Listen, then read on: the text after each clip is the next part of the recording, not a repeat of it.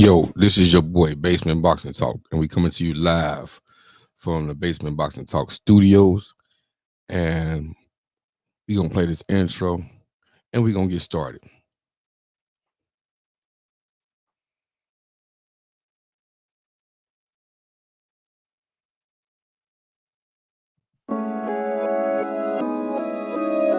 He say, basement boxing talk. You know I'm a warrior, right? Fuck that, I'm a champion. Basement boxing talk.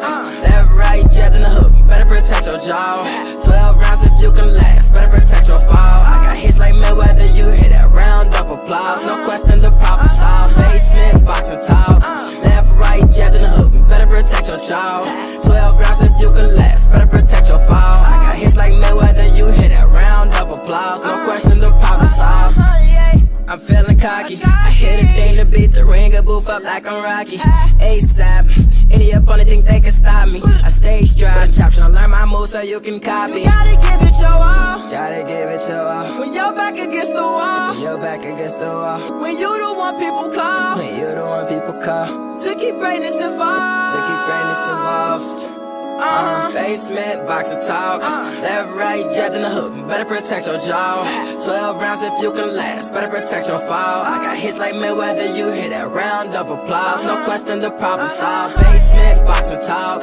Left, right, jab in the hook. Better protect your jaw. 12 rounds if you can last. Better protect your fall. I got hits like Mayweather. You hit that round of applause. No question, the problem solved. This is your boy Basement Boxing Talk, and I'm coming to you live. Good afternoon, ladies and gentlemen. And I'm trying to see if we're gonna have the people come in on the panel today. We got a good show going on today. Today we're gonna discuss topics going on in boxing. We're gonna talk about the WBO, my bad, has mandated the fight with Earl Spence Jr. and my bad. The WBO has mandated the fight with Bud Terrence Crawford and Sean Porter. We're gonna discuss that today. And also we're gonna discuss Charlo's fight last weekend. Get some of you guys' opinions on that. And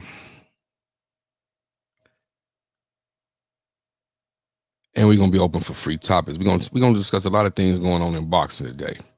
I'm gonna see if you guys gonna come in on the panel today. If not, they might be busy. If not, we're just gonna get the show started. So just give me a couple seconds and we will have this show started. Yes, sir.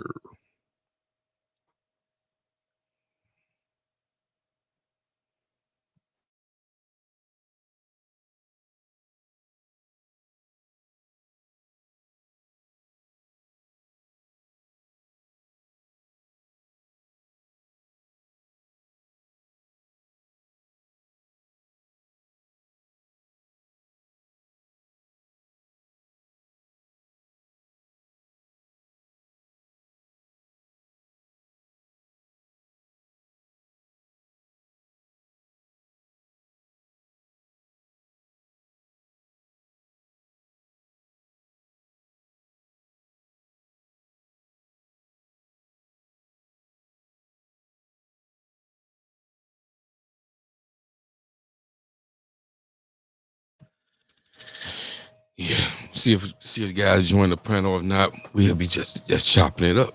We'll just be chopping it up.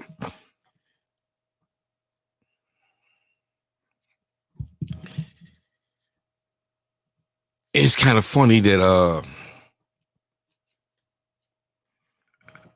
the WBO now has mandated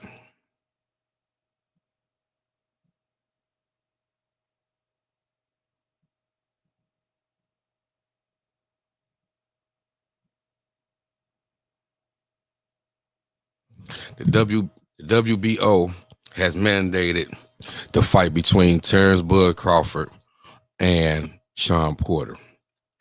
Now, previously, when this fight was trying to be made, it was a problem with Bob Arum. Bob Arum was trying to lowball Sean Porter, and he offered Sean Porter $1 million for the fight. Sean Porter denied the money, and the fight was just not even talked about. Finally, the WBO tells Terrence Crawford that he can't keep sitting on his ass, ducking fights. Him and Bob Arum got to come up with something, or he can take a chance of losing his WBO strap. I don't see nothing wrong with them forcing Terrence Crawford to fight somebody. Sean Porter should have been one of the guys that was on his list. Anyway, so apparently Sean Porter must have signed up for the WBO, and here we have it. So now, is Bob gonna make this fight? Now they saying that they got 30 days to make this fight, and if the negotiations can't be worked out within 30 days, this fight will go to a purse bid. Now, me personally, I don't think a purse bid with Bob Arum will be in favor of Terrence Crawford, because look what they did. They wound up going to a purse bid with Lopez for the fight he was supposed to have with Kambosa on Thriller. And it was just like Bob Arum didn't put up no fight for Lopez. Bob Arum didn't put up no fight for against the other promoters. So he wound up letting that fight getting lost to Thriller. And now look what's going on with that. Lopez still hasn't had the fight. They made the fight for June, and then Floyd messes around and decides that they bring up a card for Floyd and his and the money team, and they invade Miami, take over Miami, and Lopez back to fight off it. Maybe because they pushed the Floyd fight a day behind the Lopez fight, which a lot of people would have not went to the Lopez fight, would have probably went to the Mayweather fight in Miami, which would be more interesting fight. But the fight was then moved till Atlanta, Juneteenth weekend. But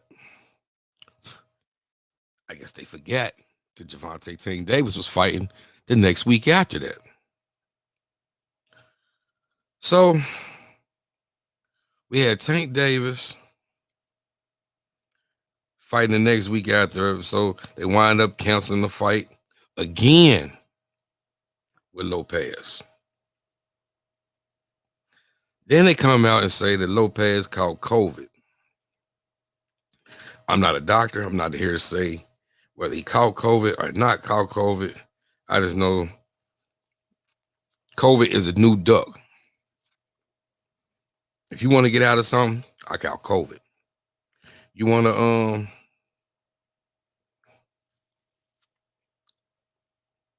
get out of anything? COVID.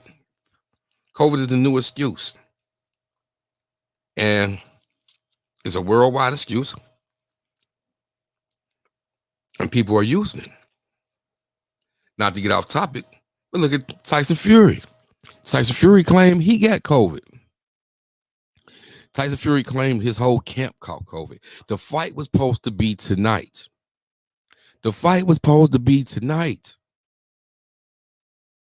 Instead, we don't have anything to watch tonight. We ain't got no boxing to watch tonight.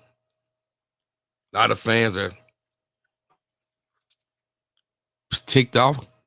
They could have been in Vegas today. Good, hot, sunny Saturday.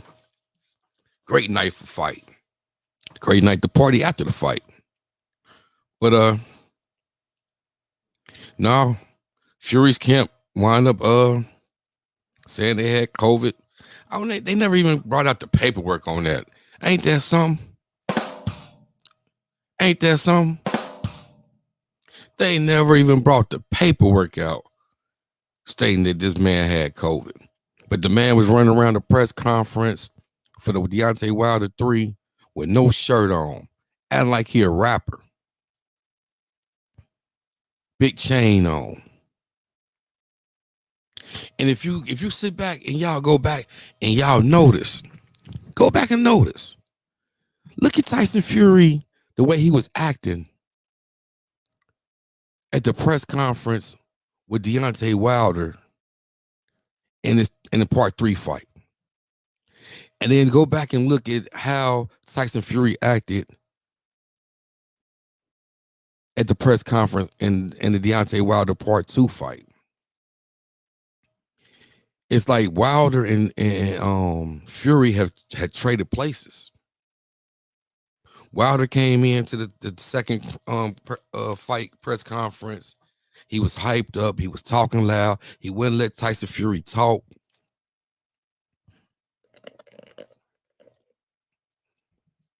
Now, we got a much more humble Deontay Wilder. A much more humble Deontay Wilder. And maybe a new improved Deontay Wilder.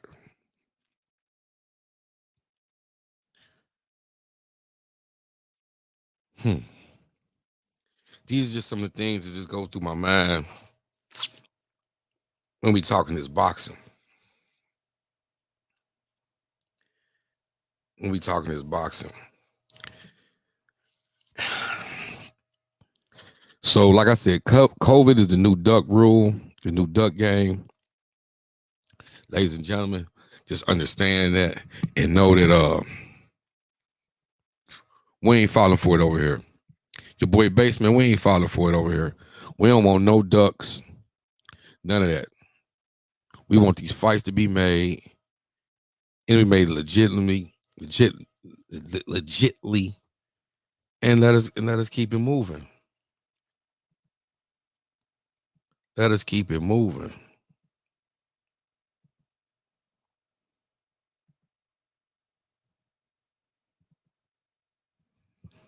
Let us keep it moving.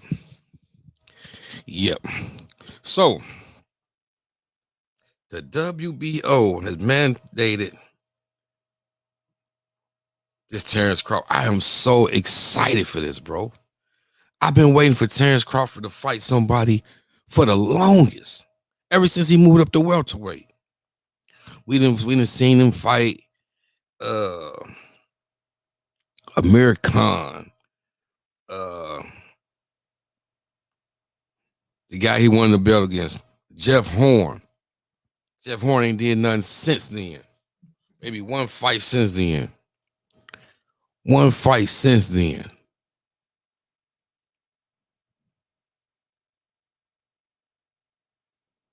It's time for Crawford to step up. No excuses. And would this be Crawford? If Bob Arum don't make this fight happen, and just so happens that PBC makes this fight happen, does Terrence Crawford still sign back with Bob Arum, or does he leave and come to PBC?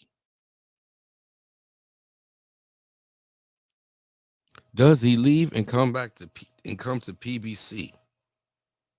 This is where the smoke is at. I listened to an interview. Yeah, I listened to an interview that Bob Arum did. And Bob said he didn't care about Bud's legacy. He didn't care about Bud's legacy. He didn't care. He said, I don't care about Bud's legacy. It is what it is. And let's see if we can just make some fights happen.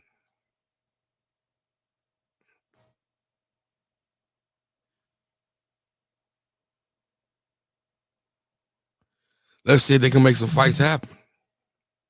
I don't see I just don't see it, bro. I just don't see it. I just don't see it. Also in boxing news, man, we gonna talk about Charlo and Castano last week. Oh, we got my good brother G5 in the building. Let me bring the good brother up. Good brother G5 in the building. What's good brother? What's going on, my boy? Well, it's good, dude.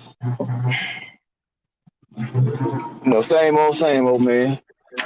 Making moves, taking care of business, getting it done, man. Yes, sir. Story of our lives around here, man. What's we cooking on? So I about just, it and hopped in the chat. yeah, I'm just, man,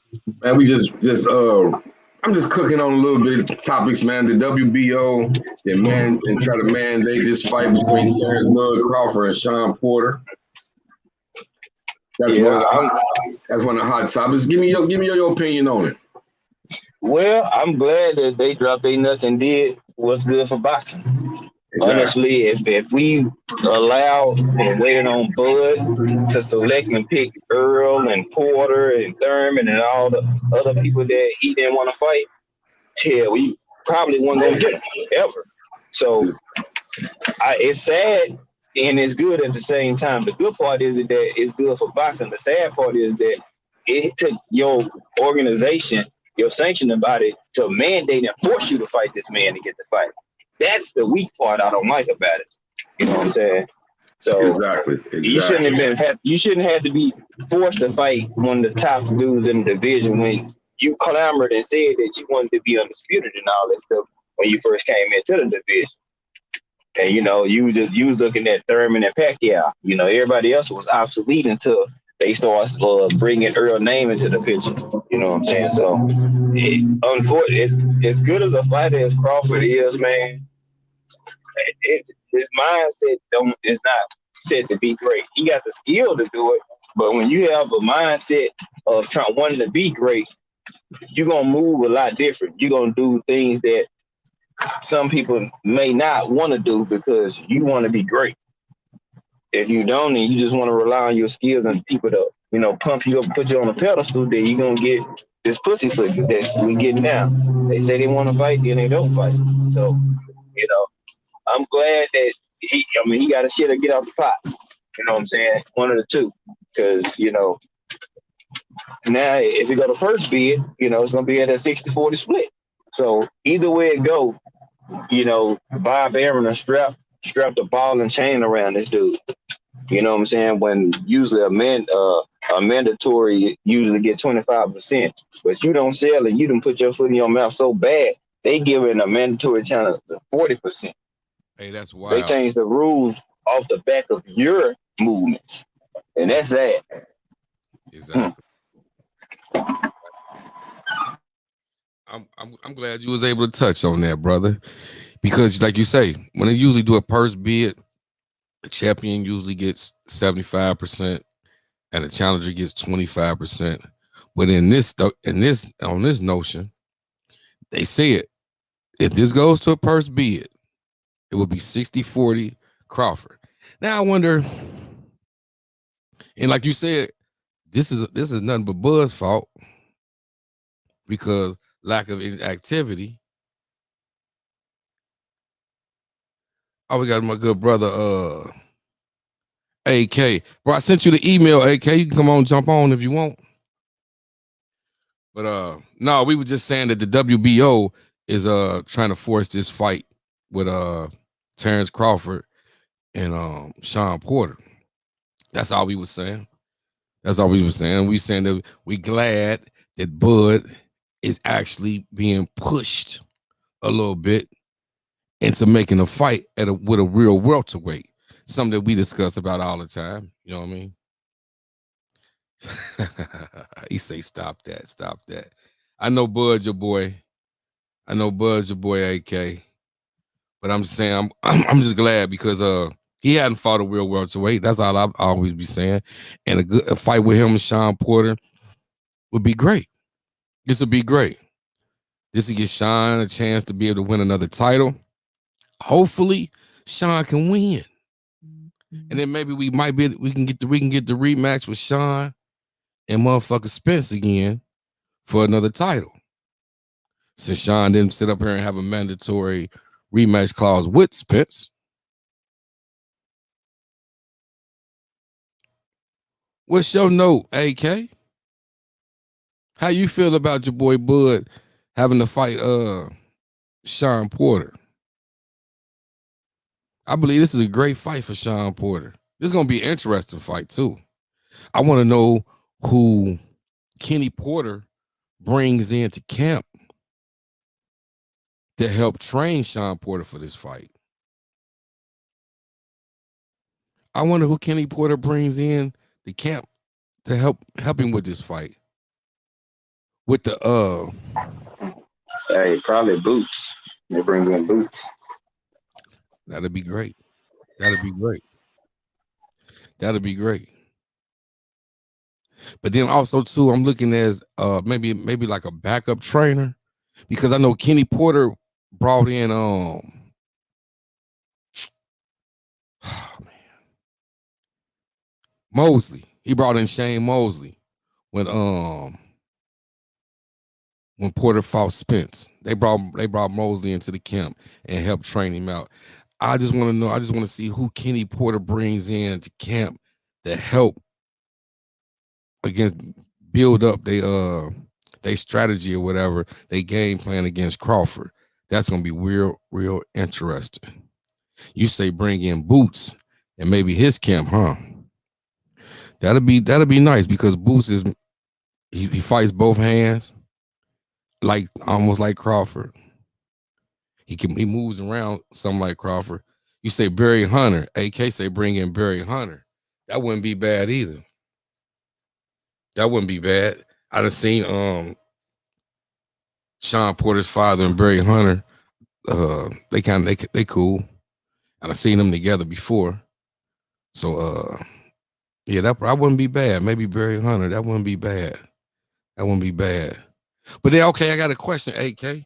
When is one of the last fighters we seen from Barry Hunter win a fight? Who's the last fighter that Barry Hunter trained that we seen win a fight on national TV?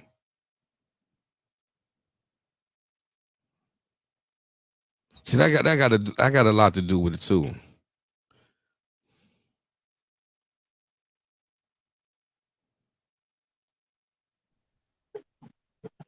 That's a good question, though.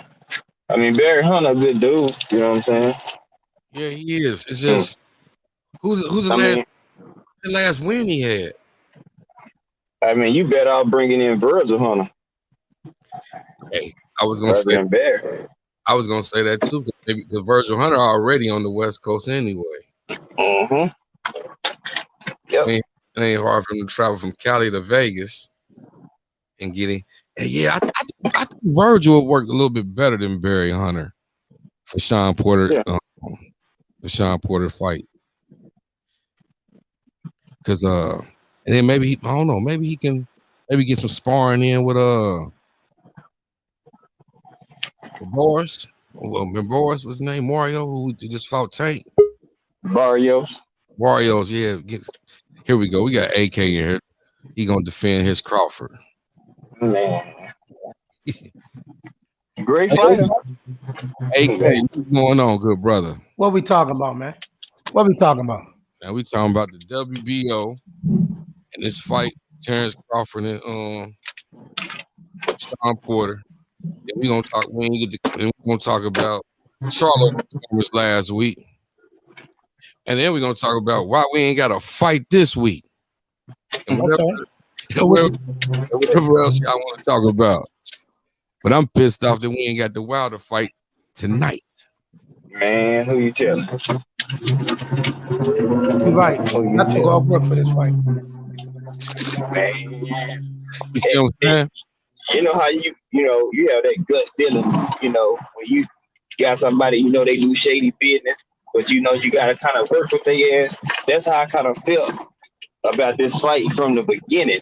When they like, oh, July 24th, I'm like, And I looked at the time frame. I'm like, nah, it's too early for this dude, man. He's Hey, not gonna accept that. That's why I didn't buy a ticket or anything. I'm gonna be honest with you, because I had a good feeling that he was gonna do something real suspect, and bam, it happened. And I hate that a lot of brothers that I know spent thousands of dollars. You know what I'm saying? And what if they can't get that date off for work in October? If it does happen, then they had to take another L. Then people don't want to give back people money and stuff. And man, it's just all BS. So I mean, you did a disservice to your own fans, to the Wilder fans, to the sport of boxing. Just gave it another black eye. So man, it sucks, dude. It really sucks. But hey, I mean, what can we expect from a pig using cokehead? I mean, it is what it is. Hey, you know what? I felt the same way too when they announced that fight. In May, and I'm like, damn, that'll be a quick ass training camp. Like, man, I mean, I know training camps go 8 weeks, but if a fight of this magnitude, man, I really want Wilder training camp maybe 12. I just want to make sure that everything is down packed. The footwork, the hand, everything, the head movement, everything, and make sure that it's truly concentrating on getting this victory, and whatever it takes to get this victory. Because this is, oh man, this fight right here is for the people, man. It's for us, bro. It ain't got bigger than this, man. It ain't got bigger than just the fight. This is for us, bro. You feel me? This is for us.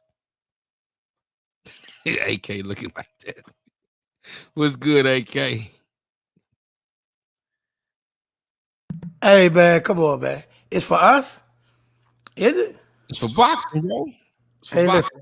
All right, let's get back. Let's back up for a minute. Okay. It sounds like I heard somebody, because I heard some real I mean, listen, man. Like I told folks yesterday, I was on a live yesterday. Listen, man. The situation that Bud is in is not his fault. Stop blaming Bud for something that he had nothing to do with. Don't blame him for Bob Arum's doing. Listen, he earned his ticket to the dance. Bob was shucking and jive, messing around, got us in the situation. I stand on what I say now. I didn't care if he fought a janitor this next fight. I'm glad that it may be Sean, but I didn't care if he fought a janitor. Long as he get out of this top rank contract, that's all I'm asking. That's all I need. You understand what I'm saying? That's all I'm looking for. So after that, then we can see who's who and what's what. I ain't gonna lie. This might be an ample opportunity for him to get out of that contract. Because let's see if Bob Arum doesn't put up a real bid for the fight. Oh, he ain't trying to lose this first bid to Al. He ain't trying to do that. I'm telling you right now. That ain't the thing to do. Hey, listen. So I'm saying that to say this. So so that means Bob's gonna come in with a stronger bid than he did last time when they just talked. He only offered Sean Porter $1 million. So where you think he come in on this fight? He's gonna have to come correct, man. Because right now, listen. One thing Bob got in his pocket. He know he got the Frey Wilder fight coming up, right? So he know, but somewhere in that same month, I already got me a pay-per-view fight lined up that I'm gonna break the bank with. Right? He got that. But what he don't want to do is lose this purse bid. Because right now, see, let's touch on something. Right now, the boxing world is so mad at Al Heyman and PBC, they don't know what to do with themselves, right? They beside themselves. Explain to people why boxing fans or people are mad at Al Heyman. Because they don't want to admit the truth. They don't want to admit the truth that he's as powerful as he is in the sport of boxing. Right. Now think about this. Nine times out of 10, the Caleb Plant Canelo fight is going to be on Fox PBC. Yep. Right? Pay-per-view. Yep. And I've been trying to tell folks for the longest. How does that happen? The only way that happened is if Canelo wanted it to. Yep. There's no other alternative. Exactly. There's no other alternative. Exactly. But you're going to tell me that the face of boxing, right, with the anointed one, Eddie Hearn, came to a negotiating table, you got 3 of the belts and you the A side, but you end up on the B sides fighter platform. There ain't no other way around it unless Canelo said he wanted to do it. There ain't no other way to do it. They're gonna try to twist it and they're gonna say, well, Canelo just want to be undisputed so bad that he just did it just because of that. No, Canelo wanted to make more money. The money that you wasn't gonna pay him, Eddie. That's what happened. And that's why Bob cannot allow this fight with Sean Porter, if it gets made, the Sean Porter Crawford fight to go to a purse bid. Do y'all realize that if that happens, right? Except for Anthony Joshua, every top fighter would have been on Fox PBC pay-per-view in the next few months. Do you realize that? That part. Do you realize that? Tyson Fury, Tyson Fury, Deontay Wilder, Terrence Crawford, Manny Pacquiao, Earl Spence, all would have been on Fox pay-per-view. The game, he got the game on lock. and not to mention, we not to mention, you know, a Floyd came out there, made a couple $100 million with a YouTuber. We ain't even gonna throw that in there. Hey, then they sleep on it. Berto gave them boys the game, Al Heyman game plan.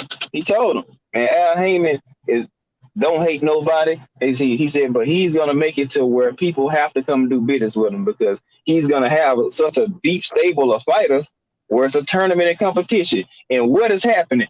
Everybody is coming full surface and doing some business or working with the PBC. I mean, they hate that man, bro. They hate that man, bro. He's smart as hell, though. I gotta give it to him, bro. Listen. I took a field trip this week.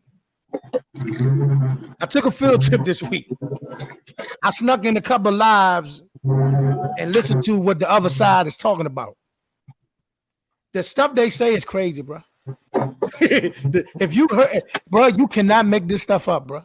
The stuff that they were saying, you can't make this stuff up. I'm serious. And I'm like, y'all are over there talking about a man you don't even know who he is. You don't even know who he is. But you sitting there voicing like all day long, Al Heyman this, Al Heyman did this, Al Heyman is in that. You don't even know who this man is. You have no idea who you're talking about. But because somebody told you something about him, y'all just gonna believe it. Because he a black man. Right. Yep. But we've seen Bob Arum and Eddie Hearn blow smoke and the stuff they say don't come to fruition, and you forgive them. Mm-hmm.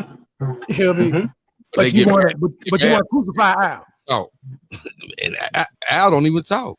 Exactly. Yeah, no. He don't even hardly show his face. You got to catch him, man. Look, you'll see him once every season. Check this out, so bro. You might see him 4 times a year. He might come out in the winter. He might come out in the summer. He might just come out in the fall, and you don't see him no more for the rest of the fucking year. He don't care about being I gotta be known. You know why? Because that wallet in that bank is just doing this, expanded. Man, my fighters can take this limelight. I'm like the producer, and they the artist. I'm getting a check regardless. I'm their advisor. I'm gonna get paid regardless. As long as I put them in the best position to make money, I'm gonna make money. That's just. I went to school for business. That's simple business. That's easy. Picture this. Two other rival promoters was putting together a fight, right? While arbitration was going on. Straight disrespecting you. Your lawsuit don't mean nothing. We're gonna tell everybody, we're gonna set the date, we're gonna make the fight, we're gonna pay this, that, and the third. Al never said a word. Never said a word. I was looking at them fools. I don't know what y'all talking about, but go ahead and pre-book. Go ahead and pre-book the stadium in Vegas on July 24th. We see you there. I don't know what y'all gonna do in Saudi Arabia because Tyson Fury not gonna be there. Yeah, no, ain't gonna be there. Hey, what did he say, AK? Prince Khalid, see you in Saudi. You ain't gonna see nobody in Saudi unless you taking a vacation for yourself. I don't know what y'all gonna be doing in Saudi Arabia, but Tyson Fury won't be there. And if they do their homework, do they know the craziness that's going on in Saudi? Y'all want to go to the Earth fight? Man, listen. Man, look here. It's very treacherous out there in damn Saudi right now. So that's what Y'all I'm better saying. do y'all research and homework before y'all go. Oh yeah, we gonna do a fight here. All right, go ahead. That's the funniest thing, bro.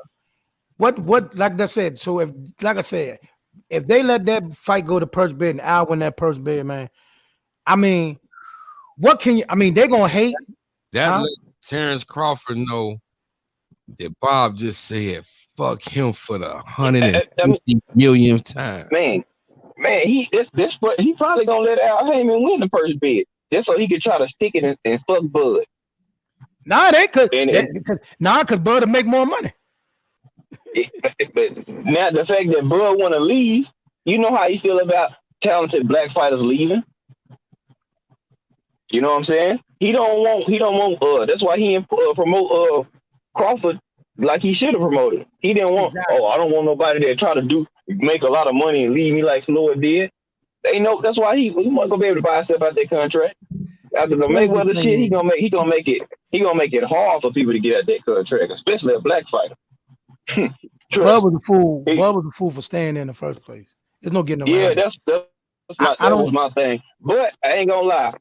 I think Bomac did that man a disservice, bro. It's just my personal opinion.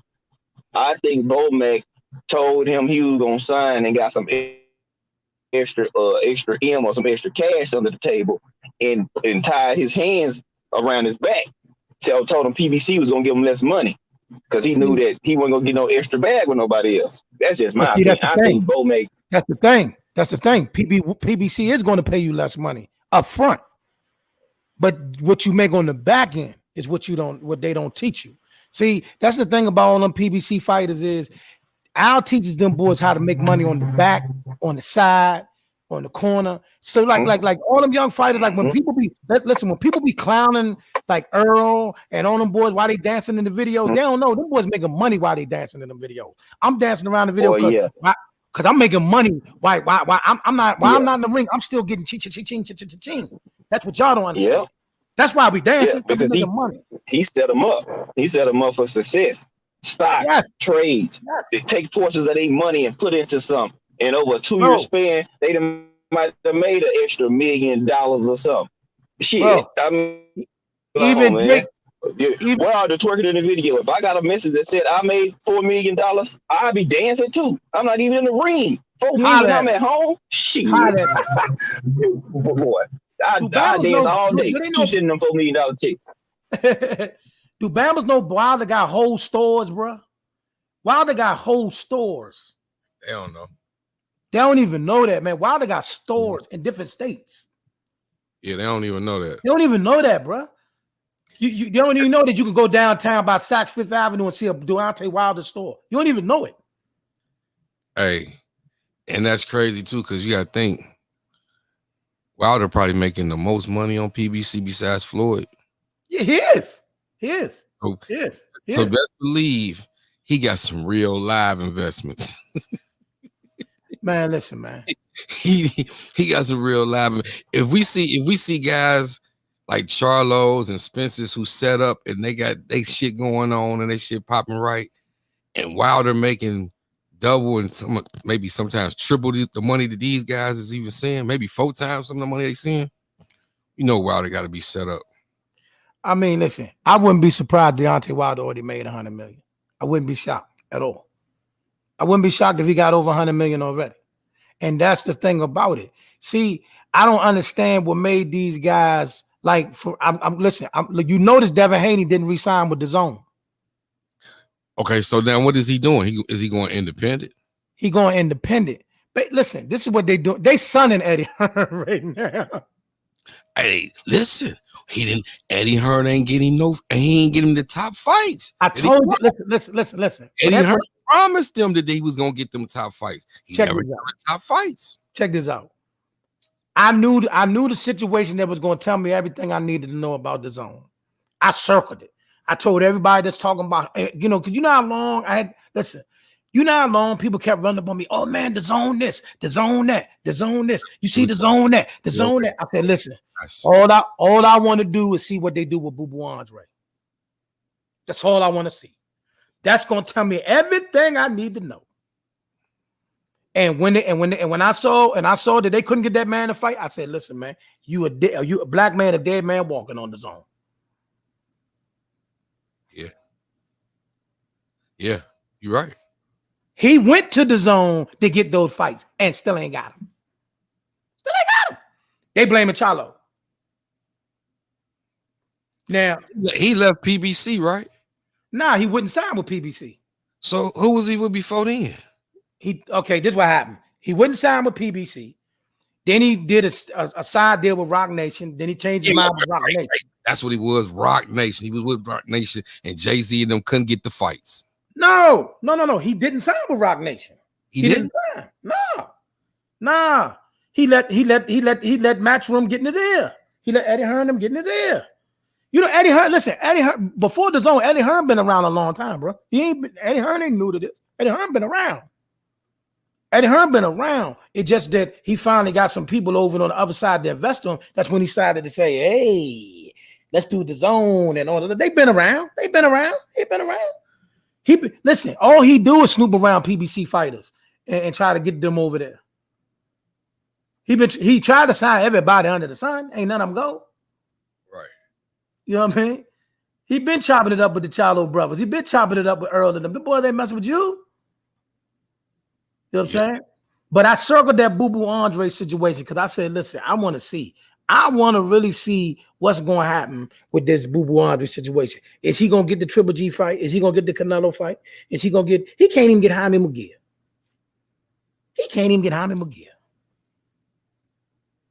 Come on, man. Man, listen, man. Do you know? Listen. I wanted to go off. These other groups that I was listening to this week that I was sitting there. I wanted to go off so bad, but it's like this.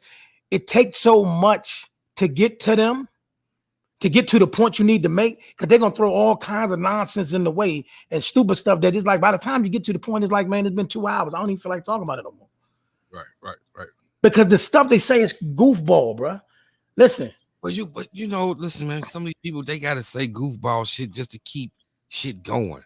They ain't got nothing else to talk about. But they really hate that man because he's black, bro. That's the number one. That's really hate that man because he's black. Look at the goof. Let's think about this. Listen to what these guys be saying. And some of these, what you talking about, they from overseas, bro. No. They homegrown. No. They homegrown. I went on a field trip this week, buddy. I listened to at least 25 people this week. Yeah, we gonna mention names behind the scene. Right. Oh, I know who they are on Twitter. I know who they are on YouTube. I know them all. Yeah, boy. Yeah. Faking the phone. Yeah. Listen, the stuff they say, they creative, they good at what they do. Now, I'm not gonna lie. Listen, when you look at their shows, they package it up so good. They put together everything tight. And they got their following. Their following believe everything they say. Exactly. Like I said, this whole situation with Al Heyman, the way we just spelled it out, they're gonna flip it a whole nother way. And it's gonna sound so good that if you didn't know nobody, you'd be like, that makes sense. It don't make sense, but the way he said it sounds so good, you believe it. Right. For real. They package it. Look, they're good at what they do. Because I'm sitting there like, what are you talking about?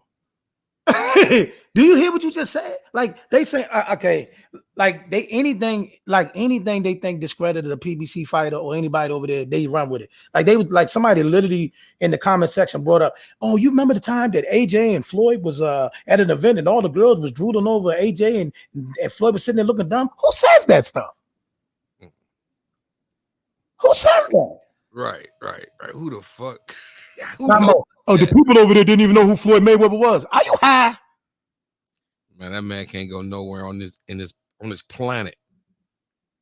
They don't know who he is. Because AJ is there, they didn't know who Floyd was.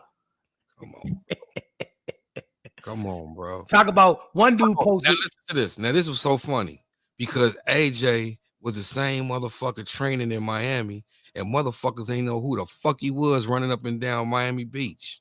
Exactly. They thought he was a football player. But see, what like Eddie Hearn came to the myth when everybody tried to say that Deontay ducked AJ. Eddie Hearn came out here to New York and was walking up and down the street asking people, do they know who Deontay Wilder was? Right. So a bunch of people was like, nah, I ain't never heard of him. I don't know who that is. Da, da, da, da, da, da. And he was like, then he was like, see, he not even popular in his own country. But see, it's different over here. Just like you say, he was running up. What's up, bro? Just like they said he was over. AJ was running down. And nobody knew him. That's because it's athletes for days over here, bro.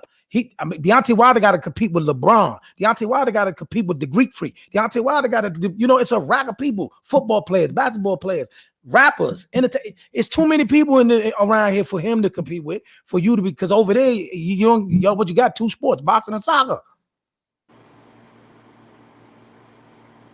What's up, champion? What's going on, fellas? Salute. What's good? Salute to my good brother Hayden. What's good? I'm all right. I was catching you guys a little bit earlier. It seems like you guys have moved on to heavyweights. What you want to talk about? Man, we talk. Hey, man, it's totally up to you. I'll tell you what, though. I'm keeping my eye on Tim Tszyu. A lot of people aren't watching him. People need to keep an eye on that brother, man. People need to keep an eye on him. He's looking pretty good. Castano even talking about him already. I don't even know that Boo Andrade can make it past him. I know. Salute to cooking with CR, sir. I know that Andrade can make it past Ben, but Tszyu looks to be the truth, and he's looking to take on. He wants real opponents, right? He wants real. He's like, okay, here I am, 19-0, 15 knockouts. Where you from? Right now, where am I? Or where you from originally? Well, my family's from the West Indies, from Trinidad. I was born here in the States. Okay. On the East Coast. I was born in D.C., lived most of my life so far between Texas and New York and that area. Ben Chili Bowl, what up, baby? What's this Tim Tszyu talk about, man? I'm telling you, a lot of people aren't watching Tim Tszyu right now. I watch everybody. Watch him closely. I watch everybody. I know he on the zone. He's a real threat. He's a real threat. He's a real threat to everything that's going on right now, because I feel like he's getting ready to start making some big moves and calling people out. And I think a lot of people are underestimating, because he's really, he's really not been on anybody's radar, You're right. Remember I said that, though. Remember I said, watch Tim Tszyu. Tim Tszyu. See, here's the funny thing about that. He over there on the other side of the street, right? And they going slow walking. Right. He gonna go through the process to try to build himself up, and then they're gonna. I think he already has. I think that's where we are. 19-0, you're done. It's time. What, 19 school teachers? He's talking it right 19 now. School teachers and 2 janitors. Right. But that's what I'm saying is, even the guys that were decent opponents, just because they're not on this side of the pond doesn't mean, hey, look, Manny Pacquiao went over there and had his hands full, right, with Jeff Horn. He shouldn't have been. He should have been given that decision. Exactly. Okay. But he shouldn't have been in that position. Exactly. Right. So a lot of times, just because we haven't heard of people doesn't mean they're not good enough, right? To give a proper test. Tim Tszyu has been tested. And I tell you what, you can put Conor Benn in the ring with Tim Tszyu, and Tim Tszyu stretches him out. I don't care if Roy Jones Jr. is his but are they in 2 different weight classes? Skill for skill. They're not that far apart either, though. Right? Skill for skill. It's just like saying, isn't Canelo and Charlo in different weight classes? Are they? Right. Yeah. Right. Anything can happen within 1 or 2 weight divisions. Anything can happen, especially for the right money. So when we start looking skill for skill, we have to start considering these prospects, because Conor Benn is calling out. Conor Benn is starting to call people out, and he was talking Charlo chatter. He never specified which. We're assuming he's talking about the smaller of the 2, right?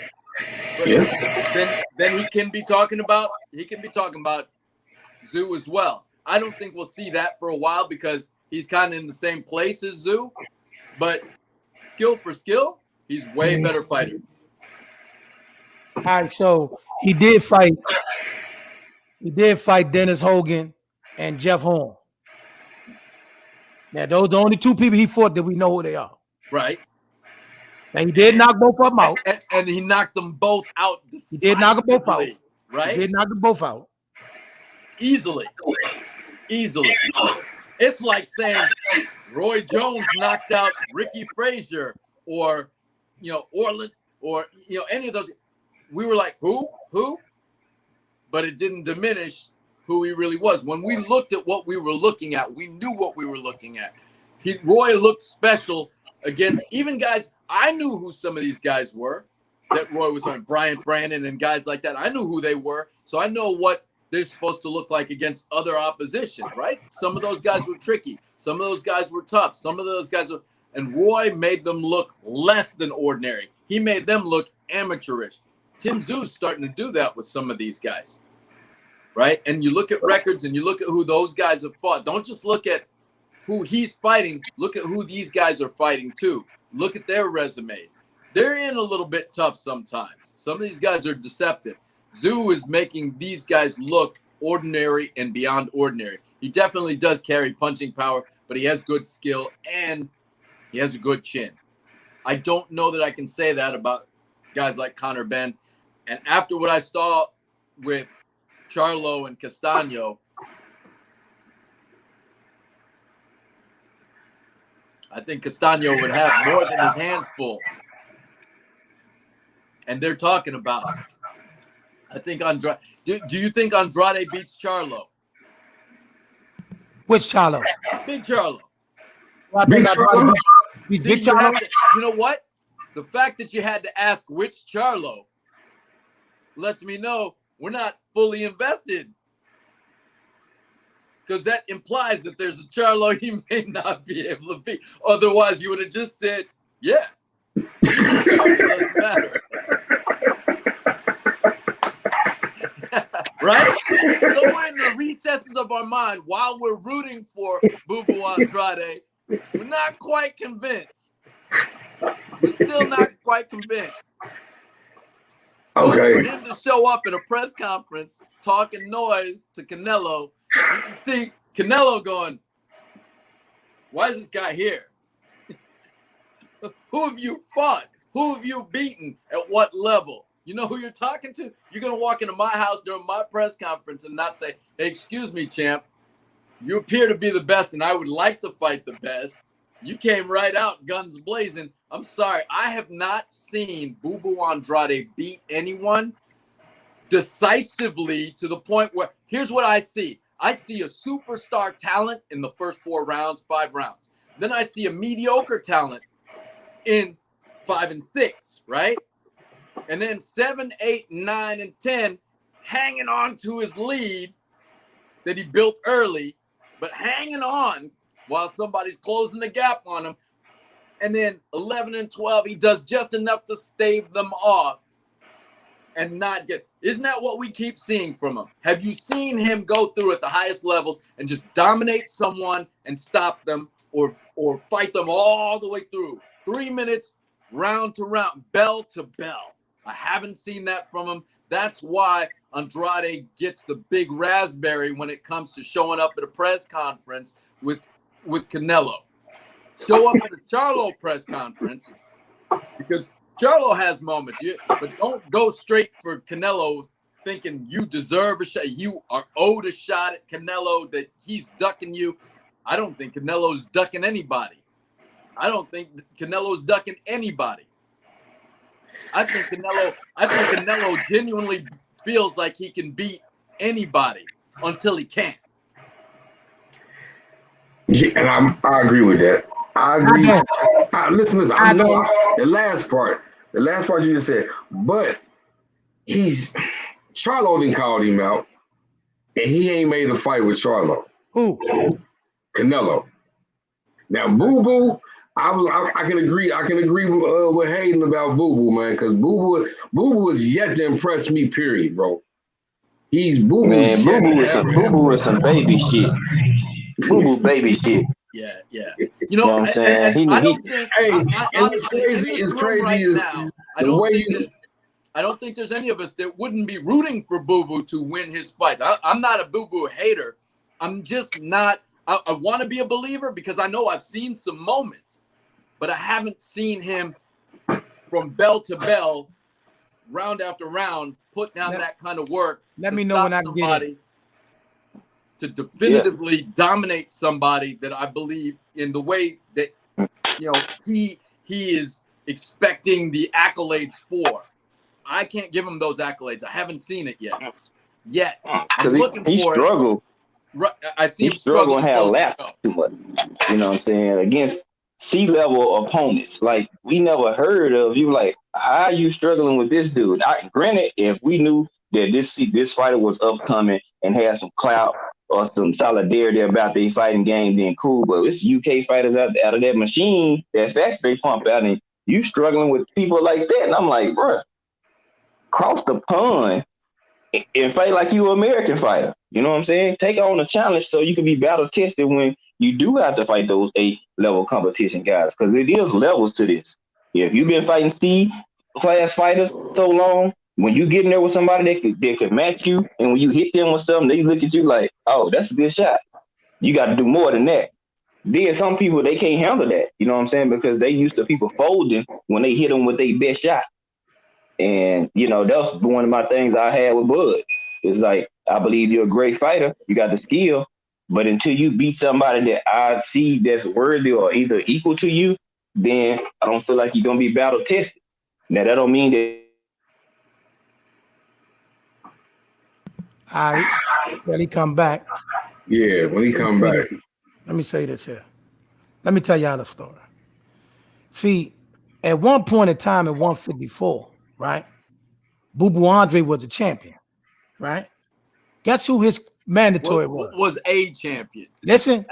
Guess who his mandatory was? Saul Canelo Alvarez. Right. And he didn't take the fight. Right. Why? And he didn't take the fight. Right? Watch this. As soon as Boo Boo gave up that belt, right? He gave up that belt because his situation with his promotional company. Guess who fought for that fight? That belt. No, soon he gave it up. Right. Oh, Saul Canelo Alvarez. Right. Smart business. Wait 1 minute. Yeah. That's what happened at 154. So, but when we got to 160, right? After Triple G, right? You sat right in that same ring and said, I want to be undisputed at 160. Well, there was only one man left, and his name was Boo Boo Andre. So that's 2 weight classes you went by this man twice. Now, we can say all we want about whether he can fight or not. Wait. Hold on. What happened? Did Canelo Alvarez become undisputed at 160? No. Right. And why would you say not? Do you think he was running from Boo Boo Andrade, or do you think it's just smart business? We doing that? Doing that? Hold on. Who's on a scale of 1 to 10, marquee value? Where's Canelo Alvarez? He the face of boxing. Okay. On a scale of 1 to 10, where is Boo Boo Andrade? Probably 25. Okay. On a scale of 1 to 10 at 160, their names respectively, where were they? 1 and 2 at the moment. At 160, where was the marquee value for Canelo? Where was it for Boo Boo Andrade? At that moment, it was a marketable fight. At that marketable, but super viable. There were so many more names and so much more money on the table. It's the way it goes. Risk versus reward. No. Has Boo Boo Andrade? Check this out though. Stop for 1 minute. Okay. All right. Stop for 1 minute. Mm-hmm. You don't get to not fight Boo Boo and go fight Roger Felding. You do. You don't get to do that. You do. No, you don't. No. Because he did. No, what you saying, Gabe? Look. What I feel about this with Canelo. When you're the face of boxing, you get to go fight anybody and make any money you want. That doesn't make sense. Canelo isn't the face of boxing. They want him to be the face of boxing. You know what I'm saying? So they push him and allow him to move that way. If you really want to talk about the face of boxing, you need to look at Wilder. That's the face of boxing.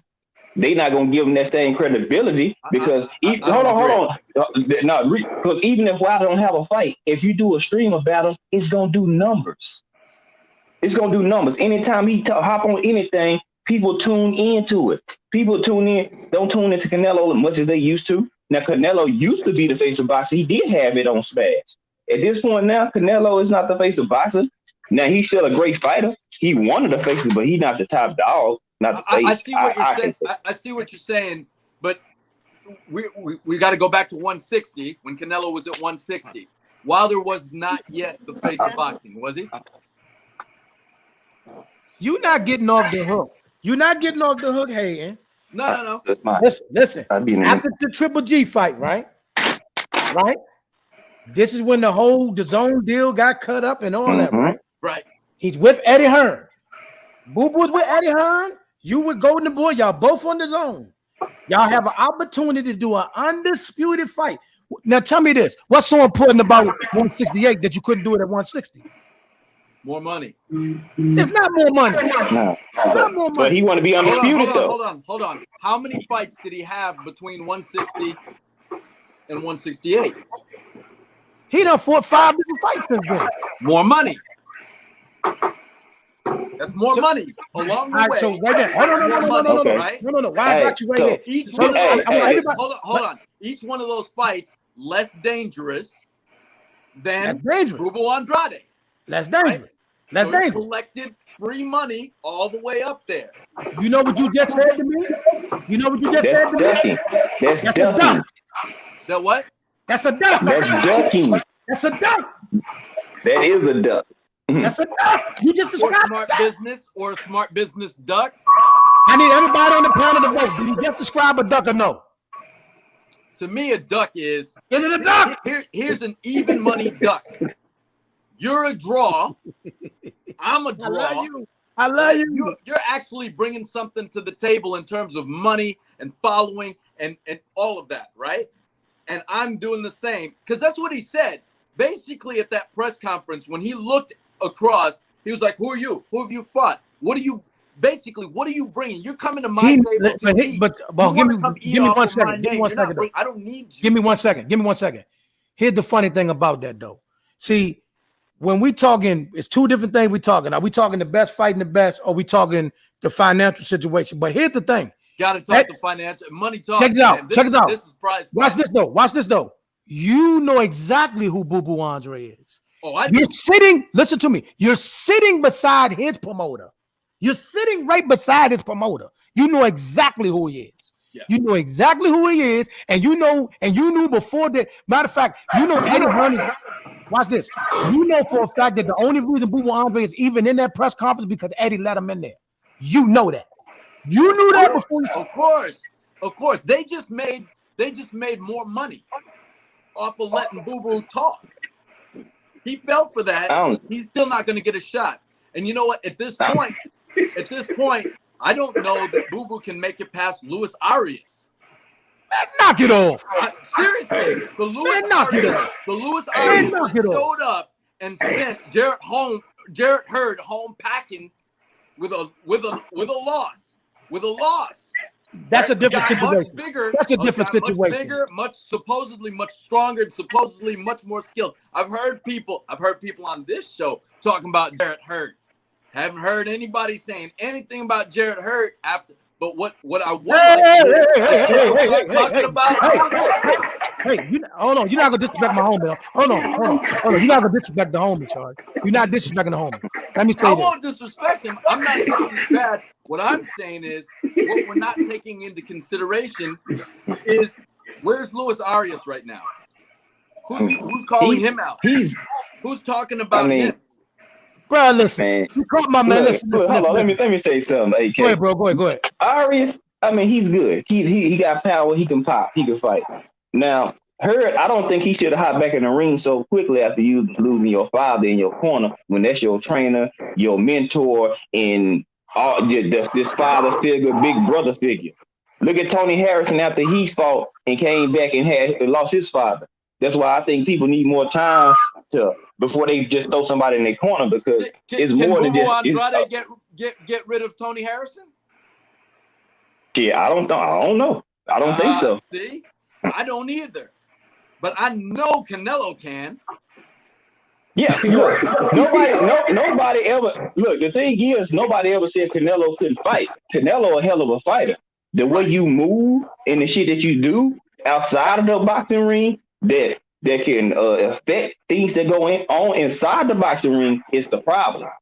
You know what I'm saying? Like the way you move and the stuff you're allowed to do is a disservice and discredit the boxer, because they don't do the same things for every fighter.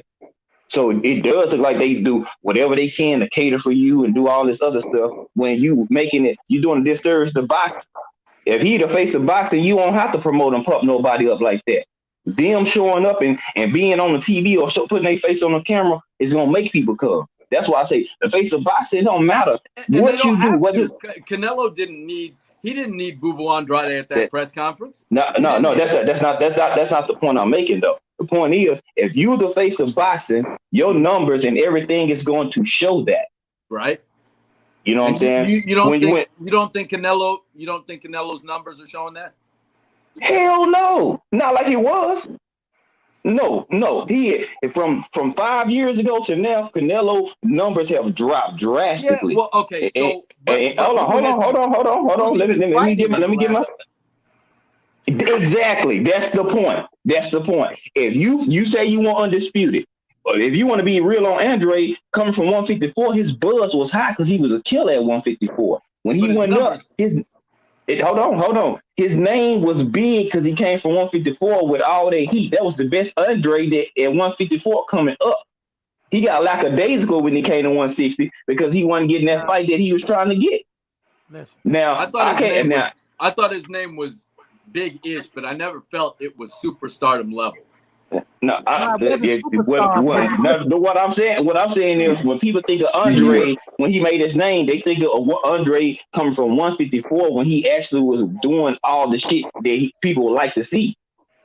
Same with Bud. They seen all the skills against whom? We can say the same thing about Canelo.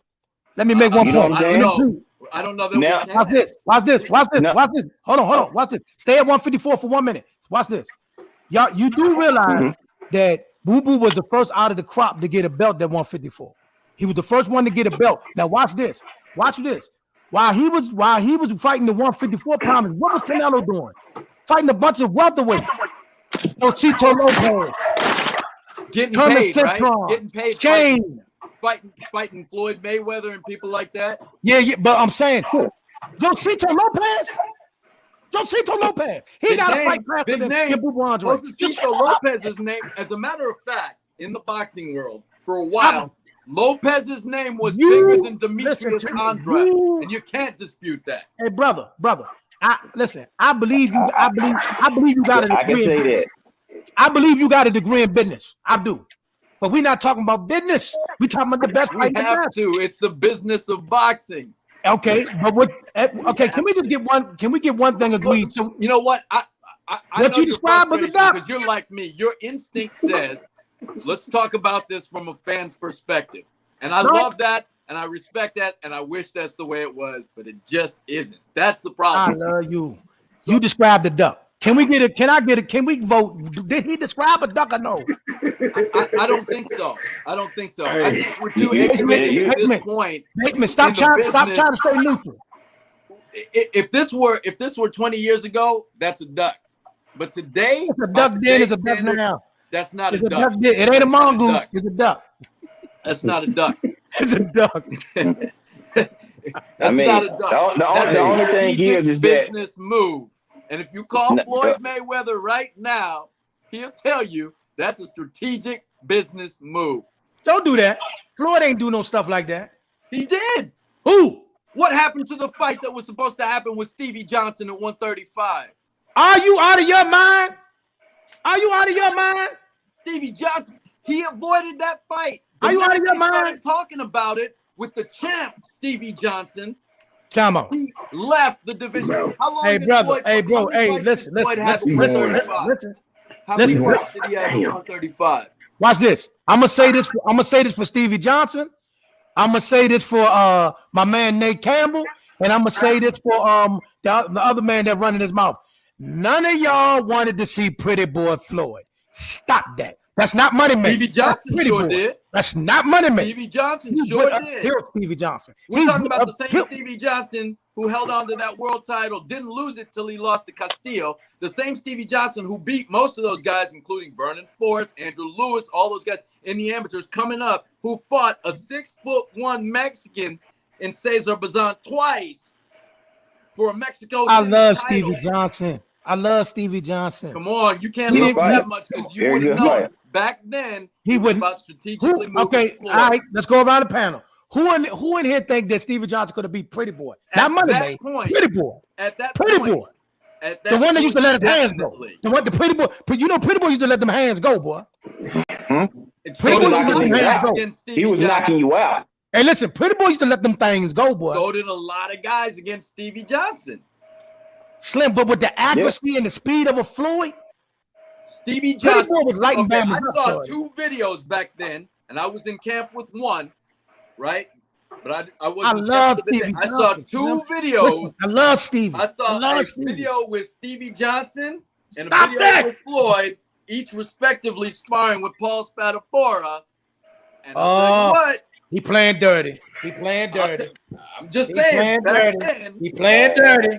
He done put us like Spadafora playing dirty. I mean, that sparring is sparring. Deceive me. Hey, sparring is sparring. You got on head here. No, sparring is sparring. It's a precursor, right? Man, no. We might as well people say that, but then we might as well throw sparring out then. Then sparring is. Yeah, I mean, legit. I see where he's going now since he bought us Spadafora. No, I'm not saying sparring. Wait, time out. Spadafora. It depends on how people spar. Is one of the greatest defensive fighters that never made it to that level. I know who Paul Spadafora is. If Spatty never got in trouble, I think we would have had a whole different story in those divisions, right? So I'm not saying, I'm not trying to discredit anyone. What I'm trying to do is give credit where it's due. Spatty needs his credit, first of all. He get that. Right? We gotta give him his respect. I'm not co-signing no Floyd ducking no Stevie Now, Johnson. 4 years after that, I'm not signing that. Floyd dominates Stevie Johnson. 4 years later, Floyd would have dominated. But at that point in time, when they were talking about that fight, they didn't want any smoke with Zab either at that point. And you can see later on, when we watch the first 5 rounds of what happened with Zab, much later on, you see what happened. Undoubtedly, Zab. Let me ask you a question. Did Zab win that fight? Who really won that fight? Who really won that fight? What fight? Between Zab and Floyd. Who won the fight? Who really won that fight? Floyd. Did he? Okay. Would you give Zab decisively the first 5 rounds? No. Really? No. You need to go back and watch that fight. No. I mean, he had activity. He landed against it, but he missed. I give him 4 out of the first 5. Okay. Let's give him 4 out of, because I gave him 5. Let's give him 4. Generous. Hold on. Was there a knockdown in that fight that wasn't counted? Right. Okay. So that's a 2-point round. So you gave him 4 plus a 2-point round. Right. What would be the end result be? A draw? No. Yeah. You need another round. Because he didn't win another. He didn't win another round for the rest of the fight. 8th round would make it 8th round. I get that. But from the 6th round on, he didn't win a round. Did the scorecards reflect that at all, though? No. But Floyd clearly won the fight. It's not a draw. He won by a point. If you kept the knockdown, if you can only give, I'm giving him the latter half. That was a hell of a way you just broke. That's a hell of a way you just tried to break that down. Hey, that's crazy how you just try to break that down, bro. I gave him 5 rounds. I gave him the first 5 If you win rounds. 4 rounds, listen, watch this. If you win 4, to me, he only won 4 rounds in the whole fight. I had him 5, and here's why. I think That's still not a draw. I think That's still not a draw. That's 114, 113. That's still not a draw. Round. I think he closed out that 5th round okay, but I think Zab won more of that round than Floyd did consistently, right? Then we add a knockdown in 10-8 round to me. Now, why did Zab have a title in that fight? Because of the sanctioning body. Because of the Did Zab win his previous fight? No, he lost. No, he lost. Right. So how the hell was he a champion? Why? Because they wanted to coronate Floyd. He was being moved. I'm not going to say it was Floyd moving himself that way, but he was definitely being belt or no moved. belt. Belt or no belt. Floyd wasn't trying to be undisputed. It didn't matter. Floyd wanted to win, though. And they were going to keep him away from dangerous fights like who? Like Stevie Johnson. Stevie Johnson was a because guess what? Guess what Floyd did next? Watch this. Because guess what Floyd did next? He whooped the man that beat Zab. The very next fight, he whooped him. The man that beat Zab, he went and whooped him. Those make fights. He didn't whoop Zab though. He beat him. He beat him. He didn't whoop Zab. Did he beat him? It don't matter. A win is a win. You if played it's Canelo, no, win is not a win. If a win was a win, this conversation about Boo Boo Andrade would be a whole lot different. Why is that? Why is that? How many losses does he have? None. None. And an undefeated fighter who's been a world champion can't get a fight with the best guys? The best, not just Canelo, but Charlo's, but Jacobs. That's a different situation. No. Stop. A win is a win. Situation, though. Hold on. He should be one of the greatest and generate all this buzz and money and be able to get a fight with whoever he wants. Wait a minute. Hey, Hayden, I get where you're going with it. He should. Andre should be there. But it's business involved. And Andre done a disservice to himself as well. You know what I'm saying?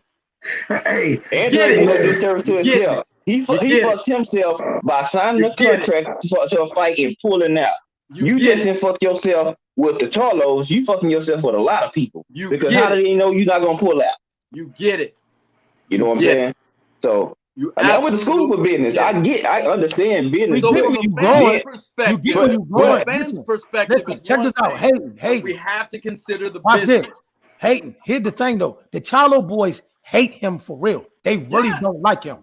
That's all they have to do is hate him. No. The Charlo boys hate him for real. Yeah. Like when Jamel says, I hate Andre, he's not joking. He dislikes that Bama. Yeah, he dislikes that Bama too. Absolutely, and you ain't gonna make $1 off of me unless I say so. Because let me break this down real quick. This real quick. The reason why the Charlo boys don't like that boy and they give it to him because they look at it like this. Jamel look at it like this. When you had an opportunity to give me my come up, you backed out. Right. You took food out of my kid's mouth. Right. You didn't give me the opportunity that I deserve, so I'm not gonna give you one. The same thing that Earl is saying to Keith. When you had an opportunity to let me come through, you could have let me eat, and you didn't. Can we move on for Boo Boo Andre? I'm tired of this conversation. We're gonna have to bookmark him because now I think you realize that it's more than just. You already admitted that Canelo ducked him. You admitted Canelo ducked him. You admitted Canelo ducked him. You already admitted it. You guilty in the court of law. You guilty in the court of law. You admitted he ducked him. For the sake of somebody just fought. Not seeing it from a fan's perspective, let's say sure. We can call it a business duck. How about that? We can have a straight up duck or a business duck. I think they need to be classified, right? I'd tell you this. When fighters go from the division to division. No, I'm dying to hear what he got to say about Bud. If he goes through all this with Boo Boo Andre, I'm dying to hear what he got to say about Bud. Hey, I just know one thing. If Boo Boo get in the ring with Canelo right now, he getting his ass whooped, bro. You lost your mind. From bell to bell. I don't think, man. Listen to this.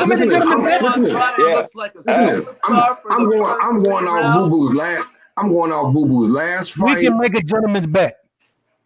I'm going off Boo Boo. I'm going off Boo Boo's last the first 3 or 4 rounds. I'm not buying.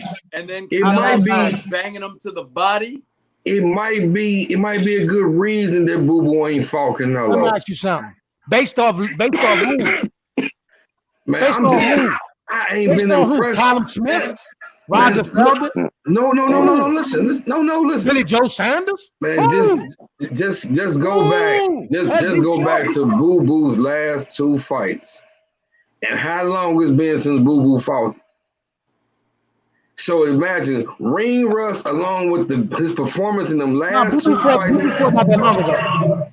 Man, it right. Man, You can count that fight too. Man. That was not impressive. I was not impressive. That was not impressive. So you impressed with Canelo right now? He looked like Jared Hurd in there, bro. He a better fighter though. He a better put together fighter. Andre defense, he can move. He's athletic. Hey man, listen, but somebody gonna like eat a off wild me when mongoose. that fight happen. If that fight happen, one of y'all gonna have to eat off me. We're gonna revisit that. I mean, I want him to win, but shit, based I on stand by what I think. Difference between pound for pound power at 154 Pound for pound and power. 168. You only knocked out James Kirkland. Huh? At 154, you only knocked out James Kirkland. Who? Canelo Alvarez and Josito Lopez. Right. What happened with Erzlandi? Wait. Erzlandi Lara. Yeah. How often does he get knocked out? How often? Never. See what happened when you fight somebody that don't stand right there in front of you? But did he win? He did. Shit, he should have won that fight. Let's be real, shit. I don't know if Bubu Andrade would have beaten Erzlandi Lara. Not that one. Not that one that fought Canelo. Hell no. Fuck no. Oh no, that nigga. He did some slick shit in that motherfucker. I'm like, ooh, say. All I'm saying to you is this: that knockout power you talk about look great when you got them flat foot Europeans. Y'all hear me? Y'all hear me? What I'm saying? When you got them flat foot Europeans in front of you, that knockout power look great. Not against brothers that know how to move and use the ring. I guarantee you all this. I'm gonna say one last thing. If Canelo fought Boo Boo Andre, you're gonna see a different Boo Boo Andre than you ever seen in your life. And remember this up. I'm gonna tell you something else about Boo Boo Andre. Boo Boo Andre has deceptive power. He got deceptive power. I don't know about that yet. I'm not sure. I believe you when you say if he fights Canelo, we'd see a different Boo Boo Andre. But the problem is, if Canelo fought him, we'd see a different Canelo. Canelo didn't look the same against his previous fight. He changes. He's fighting flat-foot Europeans, man. You fought Yildirim. You fought Yildirim to fight before that. But Lara wasn't a flat-footed European, and he beat him. Who? Hey, I don't like the way Boo Boo reacts to punches. His punch resistance is weird too. Like that's not good. Let's go back a few years to when there was a guy who's turned into kind of a gatekeeper, journeyman type now, but I don't know how well he would have really done against Austin Trout. Who? Oh, wow. Boo Boo? Seriously, Boo Boo Andrade. There was a moment, and we all think about it. There was a moment so listen to this. So we got to go back. You going back to maybe 2000 and... Next topic. I'm not doing this. 13. I want to dig out the best out of 2012, 2013. Right? Hey, next topic. I ain't doing this. We got to come on. There was a point. Austin Trout was a very dangerous guy. Go back to 2017. So that's what I'm doing is looking at the development of Boo Boo Andrade. And trying to match man, at 154, he would have killed Austin Trout, man. He would have killed Austin Trout. Of these other fighters. He would have killed Austin Trout. Man, this ain't, hey, man, he would have killed Austin Trout, man. I haven't seen him kill anybody of merit. I've seen him wear him down. I've seen him outpoint. I've seen him outlast. I've seen him whoop up on him early and slow him down. But I haven't seen that put him away. Hey, listen, Andrade, that I'm waiting to see. Please talk about Bud Crawford. I just want to hear what you got to say. I think Bud Crawford beats Boo Boo Andrade. No, I'm just messing with you. Bud Crawford. Bud Crawford, Sean Porter. I think Bud Crawford has his hands full with Sean Porter. I agree. I think Bud Crawford could come up on the end of a losing decision with Sean Porter. Sean Porter has had too many majority decisions not go his way, split decisions not go his way. Name a fighter in that division right now who has a name that isn't tied to Sean Porter. And how many of them have beaten him decisively? Did Danny Garcia beat him decisively? Did Spence beat him decisively? I think Sean Porter has large upset potential. Now, the thing that he has working against him right now is inactivity. So Crawford needs to be as sharp as he can be. He needs to be on his A game because Sean Porter's not ready to be. He's not quite ready to be a gatekeeper. He's not ready to take the keys away from Danny Garcia, who I think is a gatekeeper at this point. Ooh. I really do. So if we go down the list and somebody put them in order, or everybody put them in order, who are the top 5 guys in the division? In order. At 47? At 47. You go first. Me? Yes. I'm undecided. That's why I'm asking. I don't know if Spence. I don't know. Spence will be number 1 for me. I may give it to Spence, but I don't know. Who else you gonna give it to? Spence. Maybe Crawford. I don't know. To me, no. Spence. I don't know. Spence hasn't quite proven it yet. What? He hasn't proven that number one dominant spot yet. Oh my God. If the Sean Porter fight didn't prove it, I don't know what else could have proved it, bro. Now maybe before then. Wait, hold on. What was the result of the Sean Porter? What was the decision? Man, was it unanimous? Was it unanimous? No, it wasn't. It was split. So that doesn't prove it, because that means that some judge said that guy won. Okay, listen. Right? All right, now hold on. Now you say that. Split, we gotta say it's not that dominant because one of those judges said he won. Right? Hey. So that listen to this. But that's every bit as much credit to Sean Porter as it is to anything else, right? That's why I say Sean Porter is still not ready to be gatekeeper, because nobody's definitively, until we get a definitive win over Sean Porter like that. He's always right there. Has Sean Porter been a world champion? Twice, 2 times. Two-time world champion Sean Porter. Has Sean Porter fought the best of the best in the division? Man, he done fought everybody. Yeah. Who has dominated Sean Porter? Dominated Sean Porter.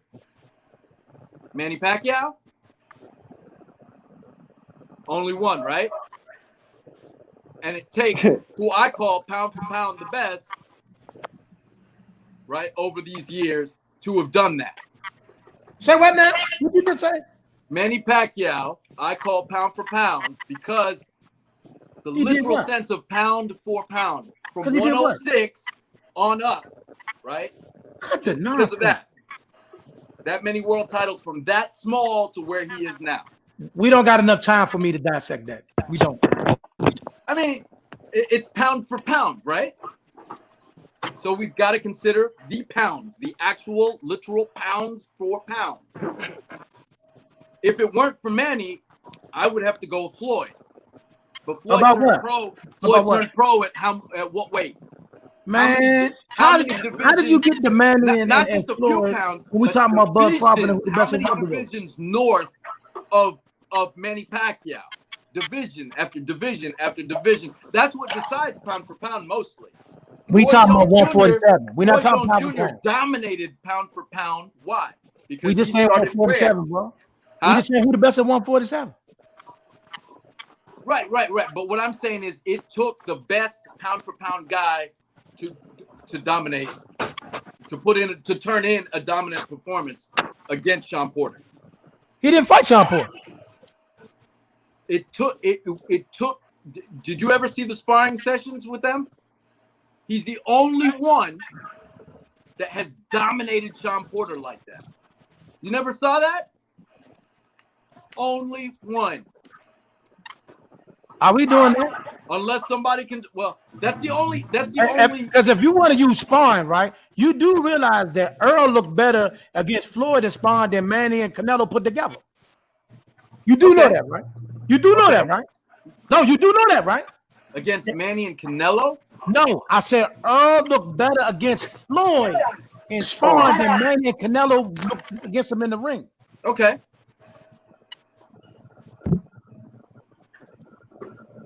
Why not?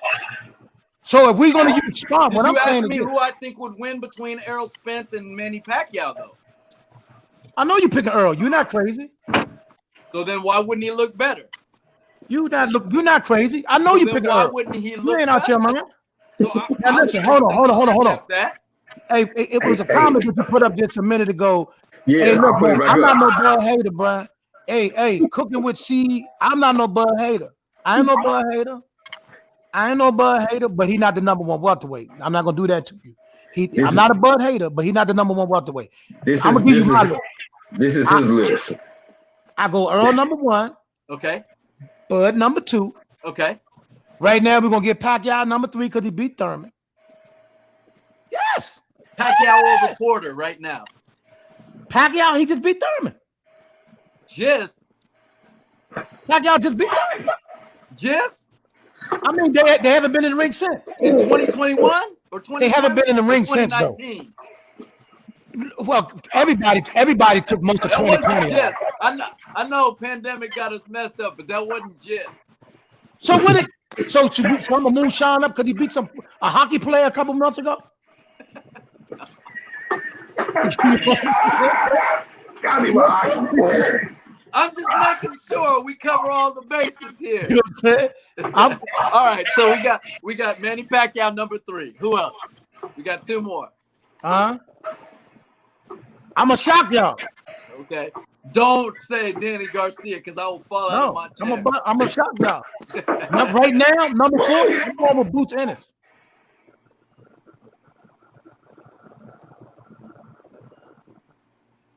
Going with Boots. Then I'm going with Sean. Boots Ennis at number 4. Yes. I'm not that shocked.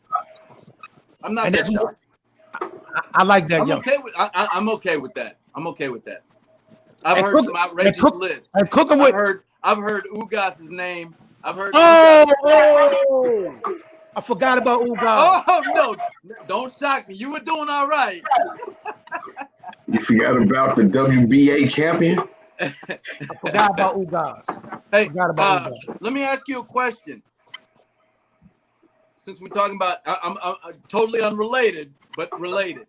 When we talk about champions, who is the WBA champion, regular champion of the heavyweight division? Right.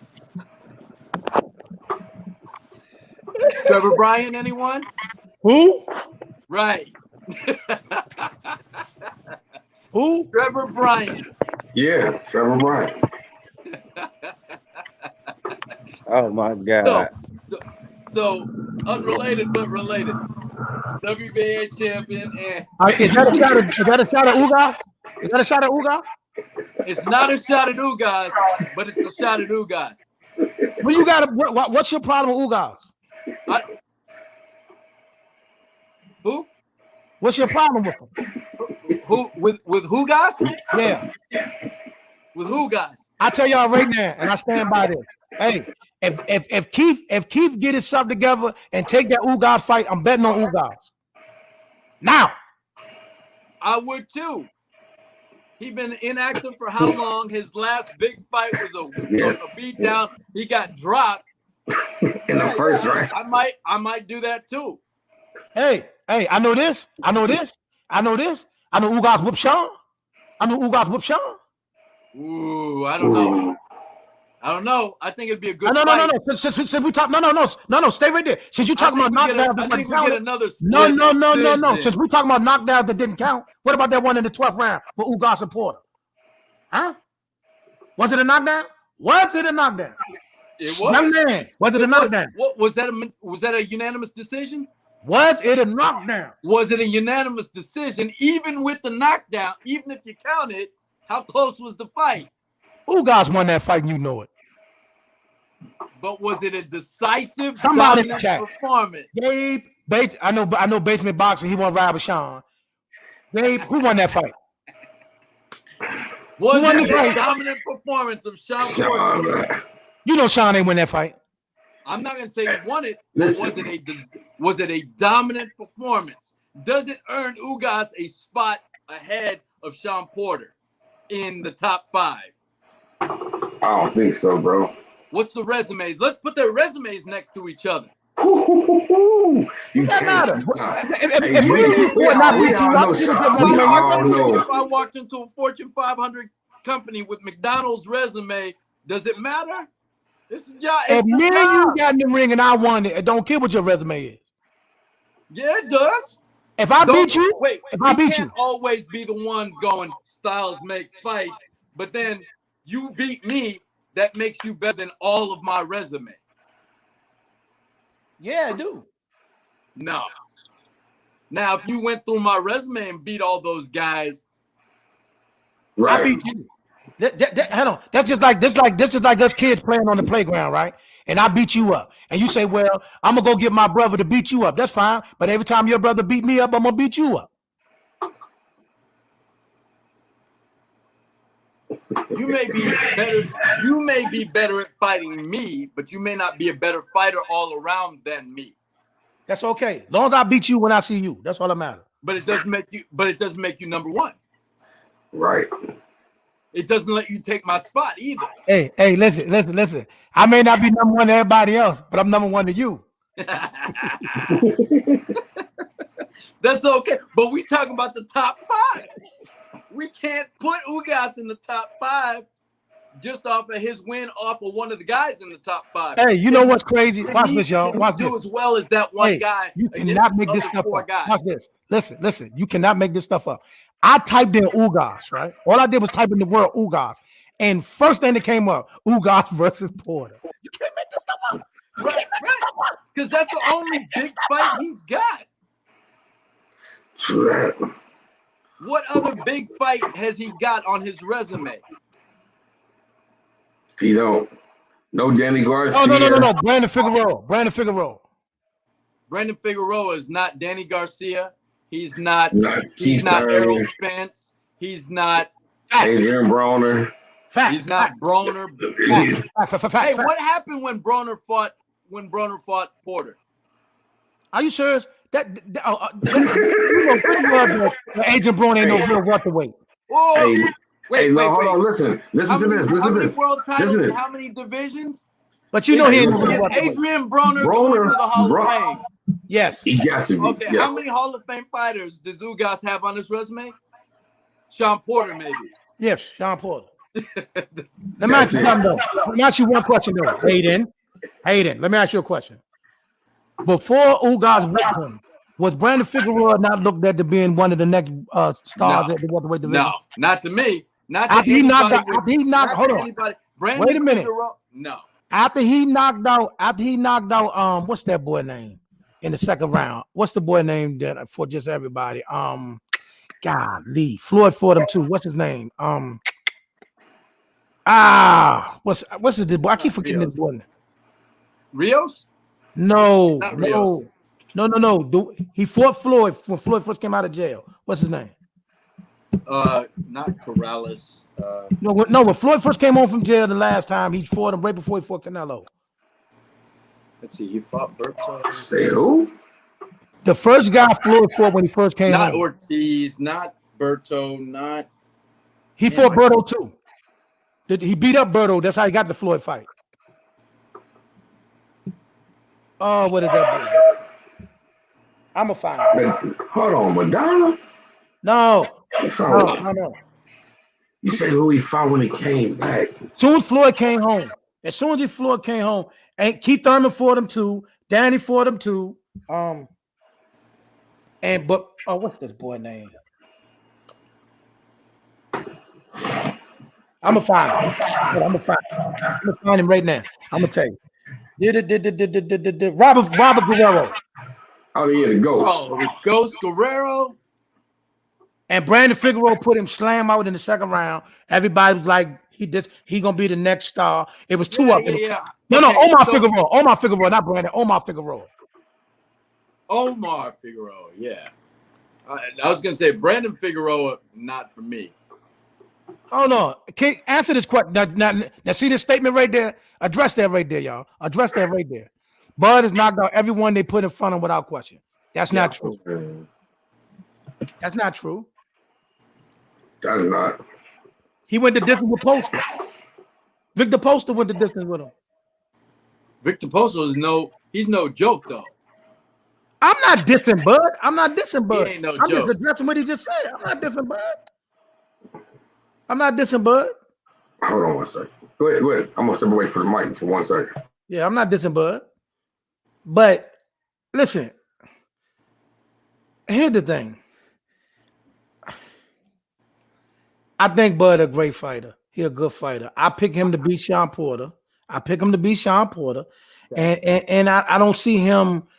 I don't see the fight being much of a struggle for him because I think he's going to fight in a different way than what everybody expected. I don't think he's going to go dog for dog with Sean. I think he's going to use his boxing skills to outbox Sean, make it look easy. It might even be somewhat of a born fight. Sean going to try his thing, but I don't think he's going to engage Sean in that way. Now, anybody out here that's going to sit here and testify that he's going to go out there and go dog for Sean and just whoop Sean, you're out of your mind.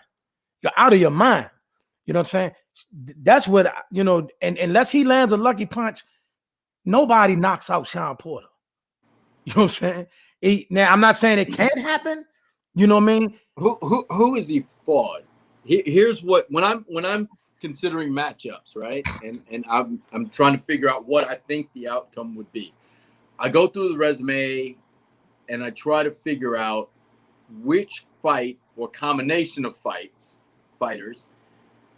have given you the tools in the box that you're going to need for this particular fighter if he's a high-level fighter. Who do you think has prepared him for this moment? Which fighter or combination of fighters can you assemble if you need to say they have that amount of dog, they have that amount of skill, they have that amount of endurance, they have that amount of volume, pressure?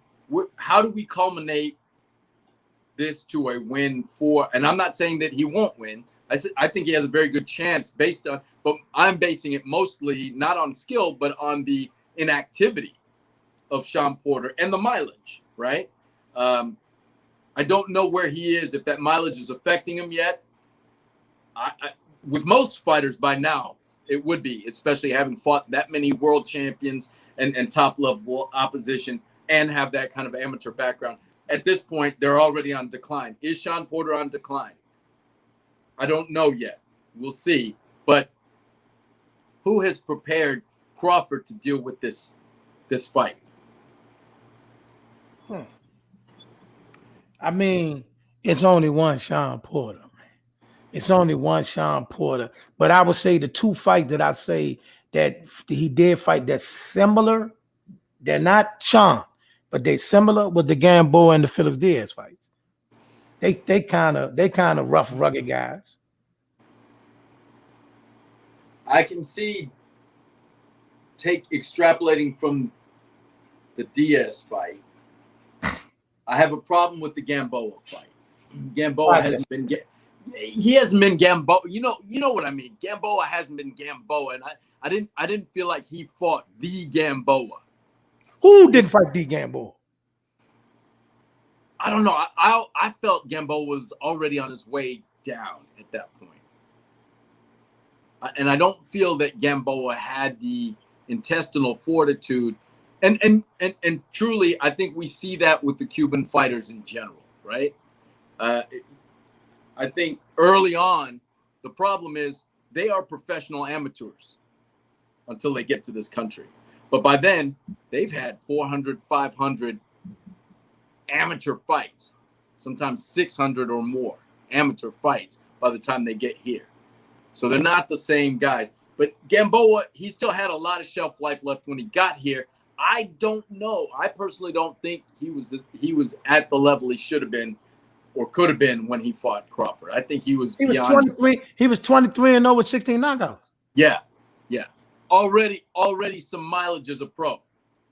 Already. Add that to the amateur career.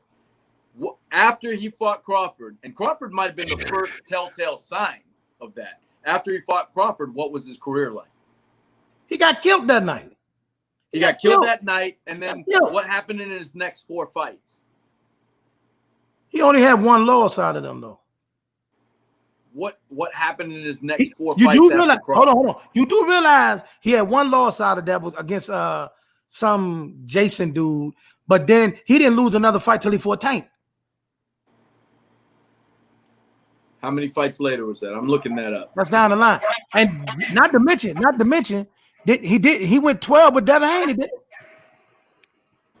he?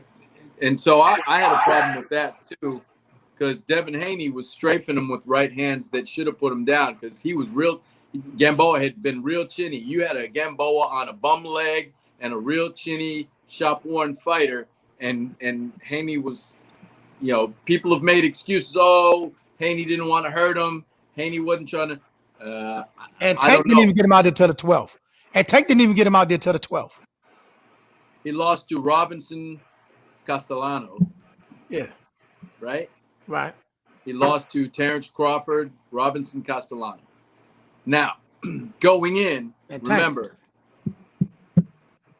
remember, going in, he had already gone the distance.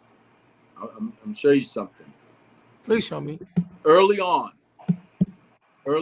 And I sparred with Darling Jimenez, so I know how tough he is. A lot of you won't know who he is. He gave me problems. I think even Paulie Malignaggi in the amateurs dropped the decision to Darling Jimenez. He got a unanimous decision over Darling Jimenez that I didn't feel like he really quite deserved the unanimous decision with scorecards like that. Okay. Sure. Before that, it was KO, TKO. He got a UD against Jimenez. After that, it was KOs, TKOs. Then he got against Barrios, right? He had a war with Barrios, got him a unanimous decision. Then he got another unanimous decision. He wasn't knocking people out like that. He got another one against Orlando Salido, right? Then he got a TD against Ponce de Leon, right? Technical decision. Then it was unanimous decision against Forenas, unanimous decision against Perez. He lost. So he got he had 3 tough fights there and then lost to Crawford. He got a TKO against, I don't even know who Docia was. He got a unanimous decision against Highland Williams. Are we only concerned with who he fought before Crawford, though? Rene Alvarado. Hold on, no. But are we only concerned with who he fought before Crawford? We don't care what happened afterwards. But that's what I'm saying. We were already seeing where he was struggling with some of the guys before him. So right? Because he had a tough, he had a run. That makes him shot more. He had a run early of KO, TKO, TKO. Got into Darling Jimenez. Well, now, guess what though? That with most fighters, when you start fighting better fighters, the KOs go start to slow down. When you fight better, Darling Jimenez was a good, solid fighter, but he wasn't at his level. He shouldn't have been at that level with Darling. Man, listen, man. Sometimes you know, and I know styles make fights, and you know sometimes some dudes just ain't going out like that night. They just come to boogie. I mean, but because he was fighting better fighters, that don't make him shot more. He was beating Terrence that night until Terrence switched to southpaw. I think Terrence should stay southpaw. I don't think he's that great in orthodox. Okay, that night Gamboa fought Terrence Crawford, right? In the first 4 rounds of that fight, Gamboa won the first 4 rounds. Because Crawford should be a southpaw. And then soon as, matter of fact, Roy Jones was commentating that fight. He was up there like, I don't know why he's going southpaw. I think this is really the biggest mistake. And then the very next round, he dropped Gamboa. But it wasn't until he went southpaw that he did that. Because Roy obviously wasn't watching Crawford, because anybody that knows, Crawford fights better as a southpaw than he does as a orthodox. He shouldn't be orthodox. He's good at orthodox, but he's not great at orthodox. He's way better at southpaw. And come on, this is Gamboa. This is Gamboa. Okay. He went southpaw and orthodox. Listen, he went southpaw and he killed him for the rest of the night. Right. He should have been killing him from the opening bell as a southpaw. That's fine. Exactly. He got him out of there. He got the dub. Got him out of there. Now let's look at the rest of Crawford's resume from that point. Oh boy, you want to do this? You know what? Go ahead. Do your thing. We gotta look at it, man. Let's go. Let's go. Hot garbage. No, it's not. No, it's not. Go ahead. Go ahead. Start naming. Hold on.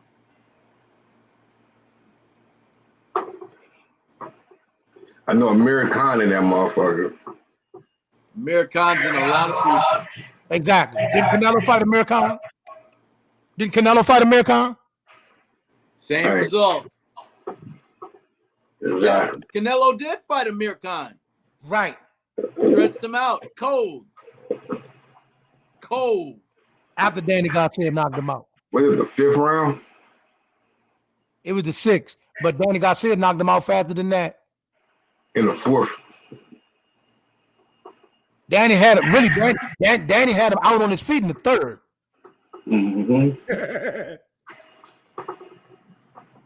It taking you a long time to get your resume up, man. Hey, man, you got to come back. You got to come back. Who's my man? Hold on. I had to look. So I got sidetracked for a second. I had to pull up the Crawford Khan. I wanted to see what was written. Where you going? I mean, stop trying to fix the fight, man. No. I just wanted. Hey, listen. Hey, look, basement. Make sure the Crawford fan in the chat go at him. Let him get this work. Start talking. You got somebody interested to hear what you got to say, man, about Taz Crawford. Who's that?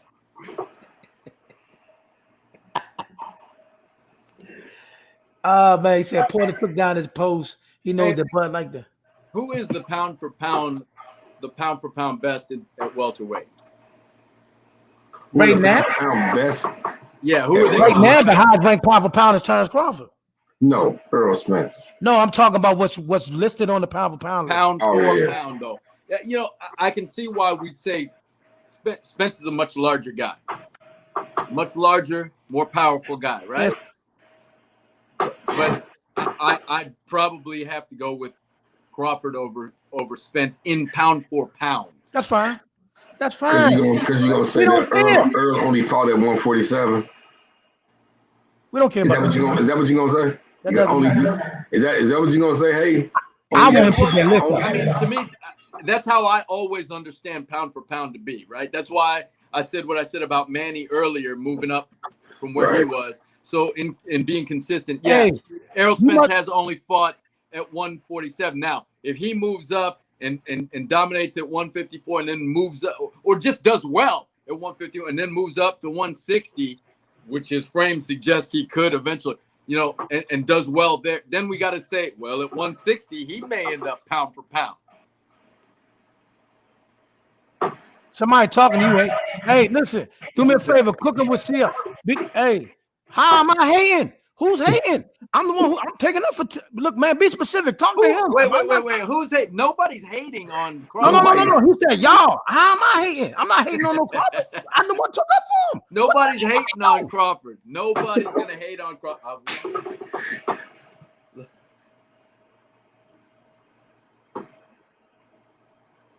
That's what I'm talking about. At him. Yeah, get him. Don't stop talking about me. At him. Come on now. Let's see why. Explain to me, whoever that was. Explain to me why Crawford dominates Sean Porter. Me? No, whoever made the comment that I just read. I told you why I think he's gonna beat him easy. I told you why I think he's gonna beat Sean easy. Beating him easily? You think he'll beat him easily? I say he's going to fight him in a different way. It's not going to be a dog for dog fight. I think he's going to outbox him. You think it'll be easy? Yeah. Okay. Yeah. Now, that's what led us to our discussion. And whoever thinks we're hating, we're not hating. We're just trying to dissect it. You know, a lot of people want us to say, "Oh, hey man, stand on your conviction." Crawford is the best, and he's going to be the best, and he's the next coming of." No.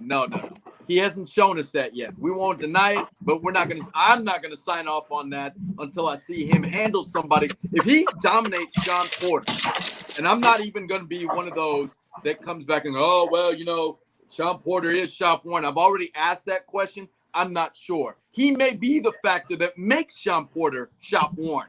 He may be the one to cause Sean Porter that kind of final wear and tear. So I won't even use that. You won't hear that from me. Sean Porter shouldn't take this fight if he doesn't think that he has a shot at this, right? Right. I need to see him in a Sean Porter type fight, and that's what caused me to ask. That's what caused me to ask who has prepared him for this moment. I'm not convinced that Gamboa did. I will take some of that from Diaz, though. I do think he got a lot out of the Diaz fight. I'm not sure. I won't say no against Gamboa, but I will question Gamboa because I feel like when we're talking about a lot of these Cuban fighters, we don't get the best. We get the rest, right? We don't get the best of them. We get the rest of them. What's left after they made it here from Cuba? What are you talking about now? Any Cuban fighter, from Diobellis Hurtado to Luis Ortiz to Gamboa to Joel Casamayor, go down the line. Look at you come to this country with 400, 500 amateur fights. You're not on the upside of your career anymore. You're not. You may be at the peak, but you're about to go down. And you may have peaked for about 2 years, right? 2 or 3 years, and then you're going to go down. And we've seen that consistently. These Cuban upstarts, these big-name Cuban upstarts that come here and we're excited and they're flash. We've never, ever, ever. Can somebody tell me which Cuban upstart has sat on a position for years and years and years as a dominant champion in this country? Eric Landy Law. Lar didn't sit there as a dominant champion for years. He was a champion for like 5 years. Against how many fights in 5 years? Huh? How many fighters in 5 years? 5. And who were they? Was it one a year? Yeah, it was right. Yeah. So, oh man. And his only loss is Canelo, bro. Until he fought Jerry Hurd that one time. His only loss was Canelo. And we can argue he won that fight. Many people say he won that fight. What you want? He beat Austin Trout that you was in here bragging about. He beat Austin Trout. Talk to me. He beat Austin Trout. So that's what I'm saying. He was superstar, but how long? No, sir. You said who was the longest shelf life, and that's one fight a year. Listen. But he was beating the top guys. He fought all the top guys. He was a superstar. Lara was a superstar. He should have been beating the top guys, but at what rate? At how many fights a year? He beat Anguilla. Angula's no world beater. Sorry. I know one thing. Guess what though? Guess what Anguilla? Guess who Anguilla fought right after he lost to Eric Landy? Canelo Alvarez. And how did he do? Canelo. He went the distance. And how did he do? It was a good fight. That wasn't one of Canelo's most beautiful nights. That's why nobody talk about it. It wasn't one of his most celebrated nights. It was a rugged fight against a rugged guy. Canelo showed. When people talk about Canelo Alvarez, they don't bring up that fight. Remember earlier when you said that Bubu Andrade, if he fought Canelo, we'd see a different Bubu Andrade? That's my point when I said we'd also see a different Canelo. We've seen Canelo in a rugged fight. We've seen Canelo out-slick people. After Floyd, we started seeing him start to be a little slick and roll shoulders and duck under things, stuff like that. When it came to tracking down. I'm just saying, man, listen. All I'm saying is this. You doing a lot of listen, it must be something about that. Listen, it must be something about that list you pulled up on about Bud that you didn't like. You sure ain't about it all. Up for the boxing. You sure ain't read that list yet. You sure ain't read that list yet. I used my limit. Somebody pull it up for me. What do you want? What you want? I can't talk and sign up for stuff at the same time. I get distracted. What's the list? We wanted to pull up Terrence Crawford's list on BoxRec Right. or wherever else. I always just use BoxRec, but this time I think I used too many. Down for me a little bit.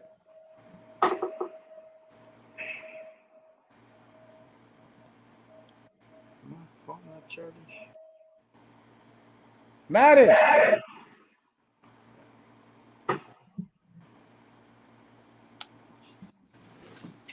Yeah. Anybody got it? Hey, look, put up that last comment. Somebody's atting you, hey, and they talking to you in the comment section. Put that comment back up there. How do I get to that? Let me see. Hey, Basement Talk. Put that comment back up there. He get that. Hey, he get that.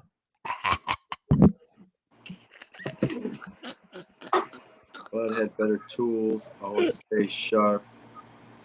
Has KO power in both hands and has beaten Porter in sparring. Okay, so we're gonna say I haven't seen him beat Porter in sparring. I've heard that they've sparred. I don't know what the results are. Even taking your word for it, that was when, and this is now, right? So everybody's better. Bud has better tools. I don't know that he stays in better shape. I don't think anybody stays in any better shape than Sean Porter. Maybe you can say as good a shape as, but Sean Porter is always in the best of shape. Can we all agree on that? Oh yeah. Bud is never out of shape. Bud is never out of shape. Bud is never out of shape. KO power in both hands. Who else has KO power in both hands in that division?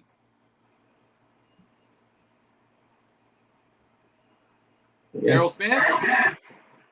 Yep. Errol Spence? Yep. Has Sean Porter fought Errol Spence? Yep. Has Errol Spence knocked out Sean Porter? He did not. He out. Did not. Did he win a unanimous decision? Split decision. So this guy has everybody says he's bigger and more powerful than Bud Crawford, right? Right. Yeah. And power in both hands. I think Kell Brook might agree. Yeah. Anybody see what happened to Kell Brook's face? Right. He broke his eye socket. Right. So the KO power that Crawford has in his hands, we expect him to be able to take out Sean Porter with it, but EJ can't. I'm not sure if I'm. Now hold on. Now it was a reason to that. Is that though. the end of that smoke? Right there. No. It was a reason to that. No, man. It was a reason to that. Oh, I hate, man. You got a reason to that. After Earl fought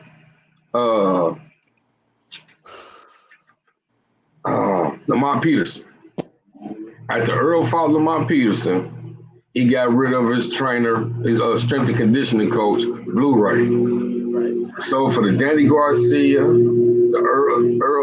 Danny Garcia, Sean Porter, and Mikey Garcia fight, them 3 fights he fought without his strength and conditioning coach. But that's where the knockout. That's where the knockout spree stopped. I drop guys all the time without a trainer these days. I train myself, really. And I'll tell you one thing: power stays. Punching technique and power stays. I understand that, but when you taking off like him, and he was blowing up in weight, and not doing the workout. You seen the workout he's been doing now for this Pacquiao fight? Yeah. I get it for the grind, but actual punching power, that's a technical thing that I'm sure he has. He ain't knocking people out that much better, right? He touches you. It's technical. That's a technical thing. And as a fighter, I'm just gonna say I've had great strength and conditioning, and still, maybe I'll knock you out later.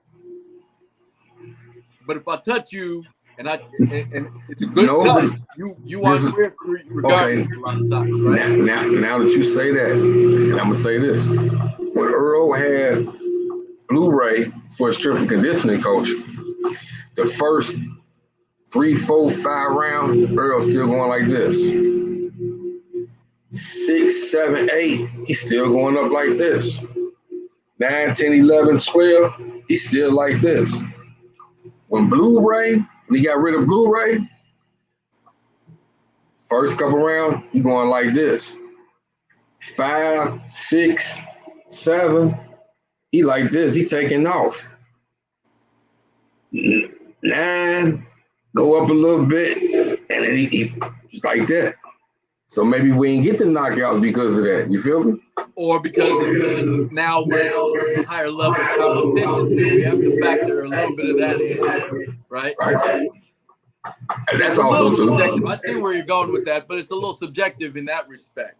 But but for the person that said he's got knockout power, Crawford has knockout power in both hands. So did EJ.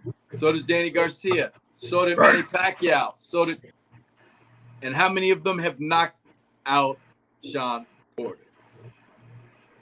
No one knocked out Sean Porter. No one's knocked out Adrian Broner.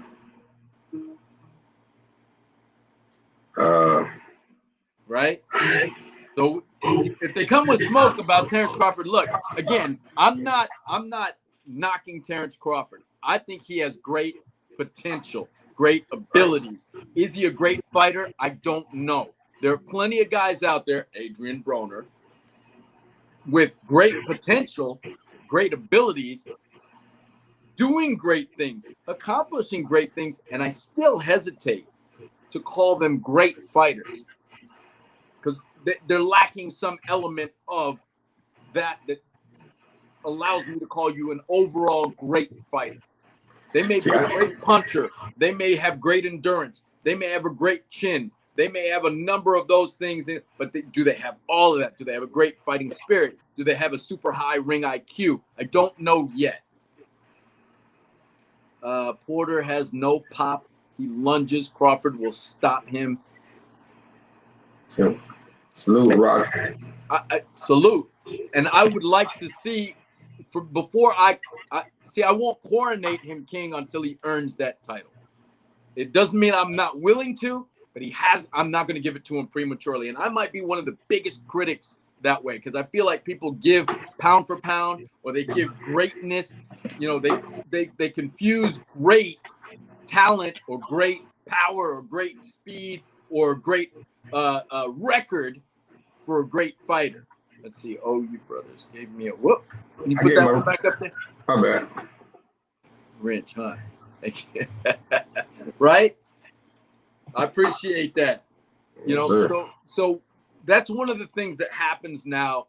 We're so quick to see the next best thing, and we believe a lot of their hype. We believe a lot of what the media, the social media posts are about them and what their promoters are trying to promote about them. But we have to be real. Terrence Crawford, who was his last opponent? Who were his last three, and how spaced out were they? How active is he? How willing is Crawford and EJ to fight each other? Look, I'm not giving EJ that title either. I feel personally that the most deserving person is Sean Porter. Yet he doesn't get it because he hasn't beaten those guys, right? But I feel like the most impressive resume of the lot for me is Sean Porter's. I'm impressed that he's fought everyone and he's done so well against everyone.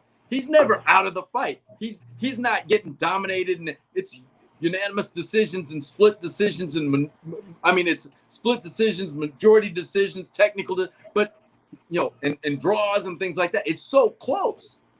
It's always so close. So yeah, he does lunge. Yeah, he doesn't have that one punch knockout power, but he has consistent power. He has great endurance. He has great durability. We have to factor those things in. I still don't give him the mantle of great fighter, but he does a lot of great things that keep him at the top of the division. I agree with you. You're doing too much. Hayden, you're doing too much. You're doing too much. You are doing too much. I break it down. Look, if a guy dominates and he does great things and he beats the guys and everything and he comes out, I'll give it to him. I'll give him that he's great. But so are you picking Sean Porter? Are you picking Sean Porter? I'm not picking Sean Porter. You picking Bud Crawford? I'm probably going to lean Bud Crawford's way. but I would be excited as heck for a great fight where Sean Porter finally comes out on top. No, we don't want that. I don't want that at all. It's like, no. Don't jinx the fight. Listen, Look, listen. I can stand on that. I'm gonna lean Terrence Crawford's way, but I do secretly hope that if it is that tight of fight, that Sean Porter comes out on top. Nope. Because I want to see if Terrence Crawford beats Sean Porter, I want to see a dominant performance. I don't want another split decision, majority decision. This is why you don't want that. This is why we don't want that. If that fight ends up on the PBC side, right, and it goes the distance, and it goes to Sean Porter, do you know the bloodbath we're going to have to listen to and look at on social media? Oh, my God, his first time doing something with Uncle Al, he got robbed. I don't know. I swear I don't want to hear that. No, I want him to go out there against Sean. I want him to look spectacular. All right, so I want him to all the bet the so then you're going to back me into the corner of, I want to see Sean Porter stop him if he wins. then that quells all that right away. It kills. I'm gonna tell you something. If either one of them gets stopped, the noise that's a good thing. Yes, it is. Listen, social media will be in an uproar.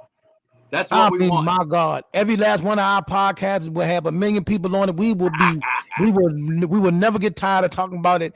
And I mean, if he knocks out Sean Porter, you know what? My God, oh my God, he's gonna kill Earl Spence. You know what? I personally would love to see one of these guys stopped. Yeah. I want to see either one of these guys stopped or just a one-sided thrashing, just so one-sided that there's no disputing, there's no other judges, there's no other ref, there's no, oh, he's washed up. I want to see a one-sided dominant performance by one of these guys. If it's close, though, I want to see it go to Sean Porter. Mayhem or no mayhem, I want to see Sean Porter win, be at the top. Pound for pound ranking would crumble. Yeah. I would like to see the pound for pound rankings rewritten properly. So I'd be good with that. Right. All right. Listen, hey, Basement. Yes, sir. It's one more topic that I know we got to touch before we all move, because I know you almost at your threshold. We got to talk about last Saturday night.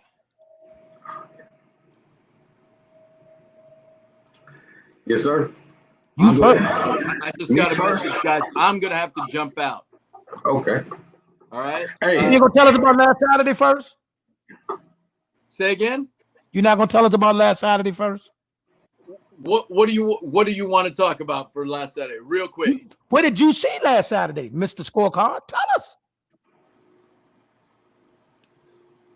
Did you see a robbery? No, I didn't see a robbery. What were your scorecards like? Stop trying to flip it on me. What were your scorecards like? I called it a draw. You thought it was a draw? Yes. I'm okay with the draw. I'm just not okay. I'm okay with the draw. I'm not okay with the scorecards. Oh, we all hated 117, 111. We all know that. I'd be fine with it. I'd be fine with the draw. I'm perfectly fine with a draw. That was crazy. I'm also with. Let's run it again, please. I don't know how they talking about anybody else. I don't know how they already talking about. Oh, it could be. I need to see Castano, Charlo too. Did y'all see that? The IBF tried to make Charlo a mandatory fight for him? I don't want to hear anything else other than Charlo Castano. I'm fine with the draw. I would have been fine with a guy winning one round either way. There were some things I could go either way, a draw, but that 117, 111, come on, guys, do better. Yeah, it would have been a tragedy if they gave it to either one of them. It was going to be a bloodbath. But you know what? Castano's stock is the only one that went up. Exactly. So I'm glad he missed his honeymoon, because his next fight, people are going to pay to see if they move him right. Yeah, it's going. Hey, listen, It would have been a bloodbath either way. Whichever way they would have won it, the other side would have claimed it was a robbery. I'm cool with a draw. I'm good with that. I'm cool with a draw. I think either guy should be cool with that, man. Right. Yeah. Well, Just not run it Castano. again. Nobody lost. The fans won. They'll get more money to do it again. Do it again. That should be happening ASAP. What's this? Yeah, they should be running that back around October. Yeah, he jumped out. Hey, I'd like to thank the good brother Hayden for coming through though, man. He do bring spark to the conversation. So okay. So what's your opinion on the fight last week? I gave it a draw. I thought it was a draw. I didn't see no reason why everybody screaming robbery. Of course, the Charlo haters and the PBC haters. Oh, Castano definitely won. Castano definitely won. No, he didn't. And I tell anybody right now, if you telling me right now you saw 7 clear rounds that Castano won, you lying. You lying. You lying. You know what I'm saying? So, I mean, that was my thing, man. Yeah, the rematch would definitely be on pay-per-view. And like I said, man, I'm not, listen, if you say you thought Castano pulled it out the end of the night, I'm not mad at you. That's a good win. I ain't mad at if you say he squeaked it out, it was a close fight, but you gave it to him, I don't got no problem with that. But for those that saying, oh my God, he flat out won. It's no way in the world. He clearly won that fight. No, he didn't. Wasn't nothing clear about it. He got hurt in the second round. Yeah, listen, this is the thing. On 2 of the scorecards, on 2 of these scorecards, they gave Castano the 3rd round when he didn't throw a punch for like 2 minutes and 30 seconds. There's no way he won that round. And then if you come to the back end of the fight, when Charlo hurt him again, and he basically spent the last 3 to 4 rounds just trying to survive. Which round out of those last 3 or 4 rounds did you give him? How? Which, you know what I'm saying? Did you gave him the round he got rocked? Because he clearly was running on his bike for the last 2 rounds. He tried to fight back in the 12th. But the 10th and 11th, he was dead. He was dead on his legs. So, I mean, come on, man. So if Charlo won at least those last 3 to 4 rounds, and then he got a round or 2 in the beginning of the fight, that's 5, 6 rounds right there. Where's the robbery? Where's the robbery? But I'm saying this. I'm saying this. It's like 3 or 4 rounds that could have went either way, and it's like 1 or 2 rounds that listen, it's a couple rounds that neither one of them did enough. And you just have to say, oh, whoever I like better or whoever I don't like better, you gave that round. It was a toss of a coin. Yeah. And when we got to get to that, when we go into the round where I just want to pick, you don't decide an undisputed champion on those type of rounds. You know what I mean? Though they both fought hard, they both brought it to A game, neither one of them left it in the ring that night. Because for one, look at that 12th round. That 12th round tells it all. Did mind you something? One trainer told, and I'm not trying to diss neither fighter, but one trainer told this fighter, hey man, you need a knockout to win. Even though I think he was just trying to motivate him to go out there and leave no doubt and like clearly dominate that round, he didn't fight that way. Right? And the other corner should have been telling their fighter, hey man, you really need this round. And I'm sure they did. And neither one of them fought like that 12th round. Listen, we supposed to have a classic 12th round. Right. A classic. But it was just a basic round like one of them other rounds. And there's some people out there that probably gave Castano that last round. But like I said, neither one of them was doing nothing. He was trying to survive. But this 12th round was the round you're supposed to be willing to go out on your shield. And that was the round for Charlo to go get it. And neither one of them did it. So for me, running back. Yeah, it should have been a rematch clause in effect anyway. That's true. How you have an undisputed fight with no rematch clause? And then, I would have to go with Charlo winning a rematch. Oh yeah. I'm going with Charlo. But I didn't like his body language after the fight. I don't have a problem with nothing he did after the fight. It was just when they asked him, like, man, yo, so what's next? He said, man, whatever they got, we'll go back to the drawing board, whatever they come up with.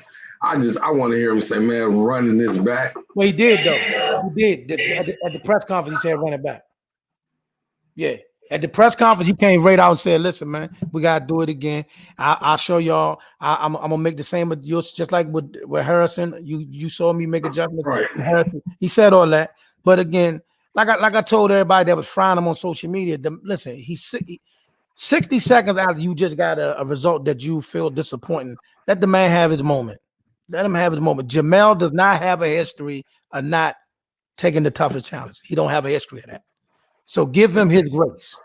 And we're gonna give people that we know duck people all the grace in the world. Jamel can get his grace because anybody that was near or at his division, he was with it. When they first brought this boy up, Castano's, and everybody was trying to duck around him, he went straight to him. When Herb was the champ, he tried to get her. Whoever was in, he signed to fight Boo Boo Andre. That man has not tried to go around nobody. Let him have his moment. So what? He didn't answer the question right after the fight like y'all wanted to. But he showed you he's with the stuff. He's with the smoke. He showed you that. Exactly. Yeah. You know, we can't question him. Yeah. Yeah. So rematch. That'll be lovely. So what's the next? What's next we got going on? Well, actually, they got fights on the zone today. Joe Joyce, Takum and Joe Joyce and stuff like that on the zone today. Should be starting around 5 o'clock. And then Thanks. Hey, we appreciate you for coming out on the show. Hey, always, brother. Always salute, bro. Hey, we got unfinished business, Hayden. We got unfinished business. I'm glad you came through too, because you got it spicy up in here. Exactly. Yeah. My man talk like in the front office. Yeah. Yeah. You ain't on here no more. I'm gonna take all my shots at you now. Nah, Yeah, man, this was good. This was good, bro. Yes, it was, man. I appreciate you coming out too, good brother, man. I appreciate you, man. Yeah. Yeah. You got any last comments you want to make? Yo, once again, thank you, Basement Boxing Talk, for having me on here, man. Of course, check me out every Monday on Facebook and YouTube Live at 3 p.m. Team Lonely Child Boxing, keeping it real boxing, everything boxing. And man, we just want to keep working to make all these platforms work for all of us. Subscribe to the YouTube channel and listen, we need this, man, because like I said, man, some of these other shows and YouTube shows and Twitters, man, the stuff they be saying over there, man, stop. Don't let these people mislead you out there, man. If y'all don't got nobody to, at least be able to talk the talk that you need to hear, come on around here with us, man. You know what I mean? But yeah, man, I took a field trip this week, man. I was like, whoa. You know what I mean? Oh yeah, let me say this. They got a boxing versus, right? Right. They got a boxing versus every Tuesday night now, where all these people who got platforms and whoever you want to, you can get in there and just click on the page and see the live. And it's two different people and they debating various boxing topics. Now, mind you, man, make sure you eat. Make sure you eat before you watch it because you're gonna lose your lunch.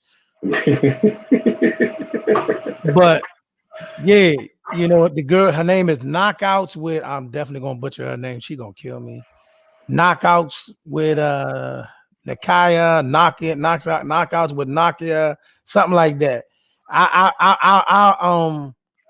think I sent it to y'all, but I'm gonna send you something with her name on it. And on every Tuesday night at 8:30, they doing the people battling different topics with that, and I send it so you'll know to go to that YouTube channel, man. Yeah. Yes, sir. Yes, sir. Yeah. One of them tried to send me last Tuesday. All I asked the man was, I figure I might well put my hat in the ring. I'm like, man, I want to battle you.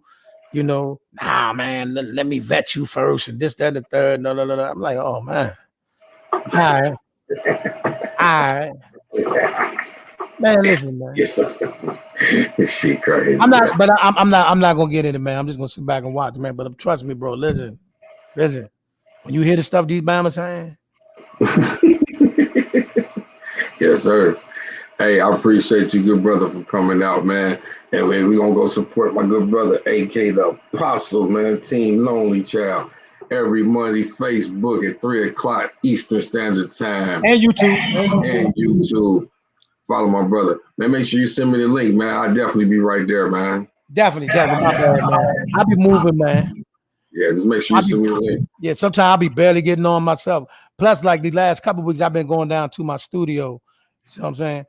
Like, Right. you know, I got to set up here at the house and I got to set up at home. You know what I mean? Yeah. Hey, get you this Yeti, boy. Get that Yeti. Get that Yeti, boy.